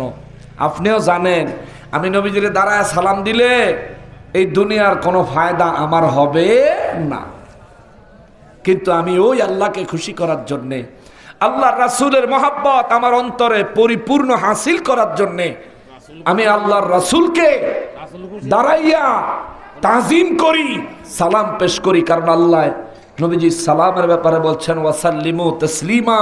আবার কোরআনে আল্লাহ এই নির্দেশ দিয়েছেন ওয়া তুআযিরুহু ওয়া তুওয়াক্কিরুহু, আমার হাবিবকে ইজ্জত করো, করার মতো করো, যার চাইতে শ্রেষ্ঠ কোনো ইজ্জত হয় না তেমন ভাবে করো। আবার আল্লাহ বলেন মাইয়ুতির রাসূলা ফাকাদ আতা আল্লাহ, যে আমার রাসূলের ইতাআত করলো সে আমি আল্লাহর ইতাআত করেছে। সুবহানাল্লাহ। এখন ইতাআতের অর্থ কি দিবেন? অনুসরণ। তাহলে যে নবীর অনুসরণ করবে আল্লাহ কয় তার আমি আল্লাহর অনুসরণ হয়েছে। তাহলে ইতাআতের অর্থ কি নিবেন? গোলামি। তাহলে যে নবীর গোলামি করেছে আল্লাহ বলেন তার আমি আল্লাহর গোলামি করা হয়ে গেছে। সুবহানাল্লাহ। এখন আপনি ইতাআতের অর্থ যেটা নিবেন নেন, আপনি যেটাই নিবেন সেটাই নবীর পক্ষে যাইব, যেটাই অর্থ নিবেন সেটাই নবীর পক্ষে যাবে। সুতরাং আমরা মিলাদ শরীফ পড়ি, নবীজিকে দাঁড়ায় সালাম দেই, কেউ যদি দাঁড়ায় সালাম না দেয় আমরা তাকে কাফের বলি না। কিন্তু আমি দাঁড়ায় সালাম দিলে কেউ যদি আমারে বাধা দেয় নিশ্চয়ই নেক কাজে বাধা দেওয়া কুফুরি। নেক কাজে বাধা দেওয়া এটা কাফেরদের স্বভাব, এটা আবু জাহেলের স্বভাব, এটা উতবা সাইবা মুগীরার স্বভাব। মুমিন মুসলমান কখনোই কোন নেক কাজে বাধা দিতে পারে না। এই যে সভাপতি সাহেব, এবারটার কি কাম নাই? আছে। ব্যবসায়ী মানুষ, এক এক মুহূর্তের দাম আছে। এই বেচারা এখানে বসে রয়েছে, এই যে আপনারা বসে আছেন, আমি যে এত দূর থেকে আমরা আসলাম, আমরা আল্লাহ পাকের রাসূল রাহমাতুল্লিল আলামিনের মহব্বতের কারণেই তো, নাকি? নবীর জন্যই তো এখানে জমায়েত হলাম, এতক্ষণ পর্যন্ত কোরআন সুন্নাহ শুনলাম নবীর মহব্বতের জন্য। কিন্তু যারা রাসূলের মহব্বত অন্তর থেকে উঠাইয়া দিতে চায় ওদের উদ্দেশ্য হলো আপনাদেরকে মাজার থেকে বাইর করে মন্দিরও নিত, এটাই ওদের উদ্দেশ্য, আর কিচ্ছু না। হ্যাঁ এটাই। আর রইল কি? জানাজার নামাজের পরে দোয়া। বাবা কেউ যদি জানাজার নামাজের পরে দোয়া না করে গুনাহ হবে না। কেউ যদি জানাজার নামাজের পরে দোয়া করে সওয়াব পাবে। জানাজার নামাজে দোয়া করতে কেউ যদি বাধা দেয়, যেই জানাজার নামাজে দোয়া করতে কেউ বাধা দিবে ওই জানাজার নামাজে উপস্থিত মুসল্লিরা দোয়া করা মুসল্লিদের উপর ওয়াজিব। যেহেতু বাধা দিছে, বাধা না দিলে দোয়া যার যার মতো করতো, যারা না করতো, কিন্তু কেউ যদি বাধা দেয় তাইলে আপনার ওই জানাজার নামাজের শেষে ওখানে দোয়া করতেই হবে। এবার এটা লেগে যদি জান যায়, জান দিয়া লাইবেন, কিন্তু দোয়া করা লাগবে ওয়াজিব। কোন বৈধ কাজ আপনি করলে সব পাবেন। এমনও কিছু বৈধ কাজ আছে যেগুলো ছাড়লে কোনো গুনাহ নাই, কিন্তু এই বৈধ কাজ করতে কেউ যদি বাধা দেয়, অর্থাৎ নিষেধ বুঝাইতে চায়, তাইলে তার দাঁত ভাঙা জবাব দেওয়ার জন্য ওই কাজ অবশ্যই ওই জায়গায় করতে হবে, এটা ওয়াজিব। এটা ফাতাওয়ার উসুলুল ফাতাওয়া। আমি শেষ করি উসুলুল ফাতাওয়া। এইটা হলো বাংলা বুঝ। এবার আসেন কিতাব। আল্লাহ রাসূলকে বলেন ফাইজা ফারাগতা ফানসব সূরা ইনশিরাহ। হুজুর, আপনি যখন নামাজ থেকে অবসর হবেন, আপনি তখন আমি আল্লাহর দরবারে দোয়ায় মশগুল হবেন। সুবহানাল্লাহ। নামাজ থেকে অবসর মানে নামাজ শেষ করলে আমার কাছে দোয়া করবেন। নির্দেশ কার? তাহলে জানাজা যে আমরা পড়ি, এটা কি দোয়া না নামাজ? অনেকে দোয়া করে। আল্লাহ কয় নামাজ, আল্লাহর রাসূল কয় নামাজ, ফকিন্নির ফলায় কয় দোয়া। বেলে ঠুন্ডা ফিসা দিয়া কুত্তার মতো ভিড়ানি দরকার। আল্লাহ বলে নামাজ সালাতুল জানাজা, আল্লাহর রাসূল বলে নামাজ। আর 3 দিনের বৈরাগী বাতারে কয় অন্য। হাতের মাদ্রাসাত ফোলা ফাইন দিলে রাইতেলে হাতের হুজরাত ফোলা ফাইন নিয়ে আকাম করে। হাতের দলের লোকেরা মসজিদের ভিতরে মহিলা করে আকাম করে। হাতের দলের লোকেরা মন্দিরে যায় পূজা দেয়। আর হাতে ইসলাম শিখাইতো। বেকুব। আল্লাহ যেটাকে নামাজ বলছে, আমরা সেটাকে অন্য কোনো কিছু বলার অধিকার রাখি? এটা অধিকারই নাই আমাদের। মিয়া, কোন সাহসে আপনি জানাজার নামাজকে দোয়া বললেন? কোন সাহসে? এই নীল আকাশের নিচে জমিনের উপরে গ্রহণযোগ্য একটা দলিল পেশ করতে পারবেন না যেখানে জানাজার নামাজই দোয়া, জানাজার নামাজকে দোয়া বলে সম্বোধন করেছেন, এরকম একটা দলিল আপনি দেখাইতে পারবেন না। আপনি কর্তৃকা আবিষ্কার করছেন এই কথা? জানাজার নামাজ ওই দোয়া? হে বেটা, আমরা যে দিনে 5 ওয়াক্ত নামাজ পড়ি, এই নামাজের ভিতরে কি দোয়া নাই? শেষে সালাম ফিরানোর আগেই দোয়ায় মাসুরা আসেনি? তাহলে এই ফজরের নামাজ, জোহর, আসর, মাগরিব, এশার নামাজ, এগুলির কেউ যদি দোয়া কয়, হের ফিডে সামরা ফিডও থাকবো? তুইল্লা ফুটবল লাগাই ফলাফেনে খেলতো না। কিন্তু জানাজার নামাজকে দোয়া বলে। ভাই কেন বললেন? কইটার ভিতরে দোয়া আছে। এবার সব নামাজের ভিতরে তো দোয়া আছে, দোয়া ছাড়া আবার নামাজ কোনটা? আরে সূরা, কালাম, দোয়া, দুরূদ, তাসবিহ, তাহলিলের সমন্বয়ে আল্লাহ নামাজ বানাইছে। আল্লাহ নামাজ স্বীকৃতি দিছে, আল্লাহর রাসূল নামাজ স্বীকৃতি দিছে। তুমি দোয়া বলার কে? আচ্ছা, এগুলো 1 নম্বর অবজেকশন। দ্বিতীয় অবজেকশন, তারা বলে যারা যার নামাজের ভিতরে দোয়া হয়েছে আর দোয়া লাগে না। কে রে কইছে তোরে বাদাইম্মা? কে কইছে তোরে আর দোয়া লাগে না? দোয়া আবার লাগে না কার? মরা বেটারও দোয়া লাগে, জিন্দা বেটারও দোয়া লাগে। ঠিক কিনা বলে? দোয়া লাগবেই, দোয়া লাগবেই। নবী বলেন আর দোয়া ও মুখ্যুল ইবাদ, দোয়া হইল সমস্ত ইবাদতের মগজ। সুবহানাল্লাহ, সমস্ত ইবাদতের মগজ। এখন এই ব্যক্তি বলে জানাজার নামাজের ভিতরে ওই যে আল্লাহুম্মা গফিরলি হাইয়িনা ওয়া মাইয়িতিনা পড়ছে, এটা বলে দোয়া হইয়া গেছে গা। বিশ্বাস করেন বাবা, এই পুরা দোয়ার ভিতরে যেই লোকের জানাজায় দাঁড়াইছেন, এই লোকের জন্য 1 শব্দ দোয়া নাই। ঠিক।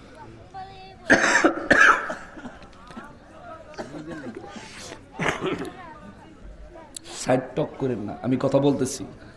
আমি গুছায়া কথা বলতে আপনাদের সাইড টকের জন্য থিম হারায় যায় মাঝে মাঝে।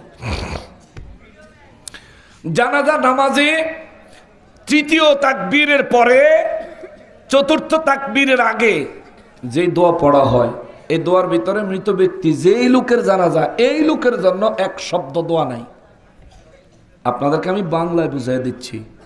আমরা এখানে পড়লাম আল্লাহুম্মা গফিরলি হাইয়িনা, হে আল্লাহ আমাকে মাফ করে দাও, আল্লাহুম্মা গফিরলি, হে আল্লাহ আমাকে মাফ করে দাও, হাইয়িনা, আমরা যারা জীবিত আছি আমাদেরকে মাফ করে দাও, অমাইয়িতিনা, আমাদের মধ্য থেকে যারা মারা গেছে পাইকারি হারে, এই ব্যক্তি না, যারা মারা গেছে তাদেরকে মাফ করে দাও, ওয়া শাহিদিনা, আমাদের মধ্যে এখানে যারা উপস্থিত আছে, জীবিতদের মধ্যে যারা উপস্থিত আছে এদেরকে মাফ করে দাও, ওয়া গায়িবিনা, এই জীবিতদের মধ্যে যারা এই জানাজার ময়দানে উপস্থিত নাই তাদেরকেও মাফ করে দাও, ওয়া কাবীরিনা, আমাদের মধ্যে যারা বড় আছে তাদেরকে মাফ করে দাও, ওয়া সগীরিনা, যারা আমাদের মাঝে ছোট আছে তাদেরকে মাফ করে দাও, ওয়া যাকারিনা, যাদেরকে আমার এই মুহূর্তে স্মরণ আছে, ভাই বেরাদার আত্মীয় স্বজন যাগো কথা আমার মনে আছে, আল্লাহ তাদেরকে মাফ করে দাও, ওয়া উনসানা, এই মুহূর্তে আল্লাহ যাদের কথা আমার মনেও নাই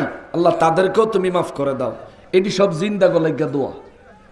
একবার কইছে অমাইয়াতিনা, একটু আমি কমপ্লিট করি।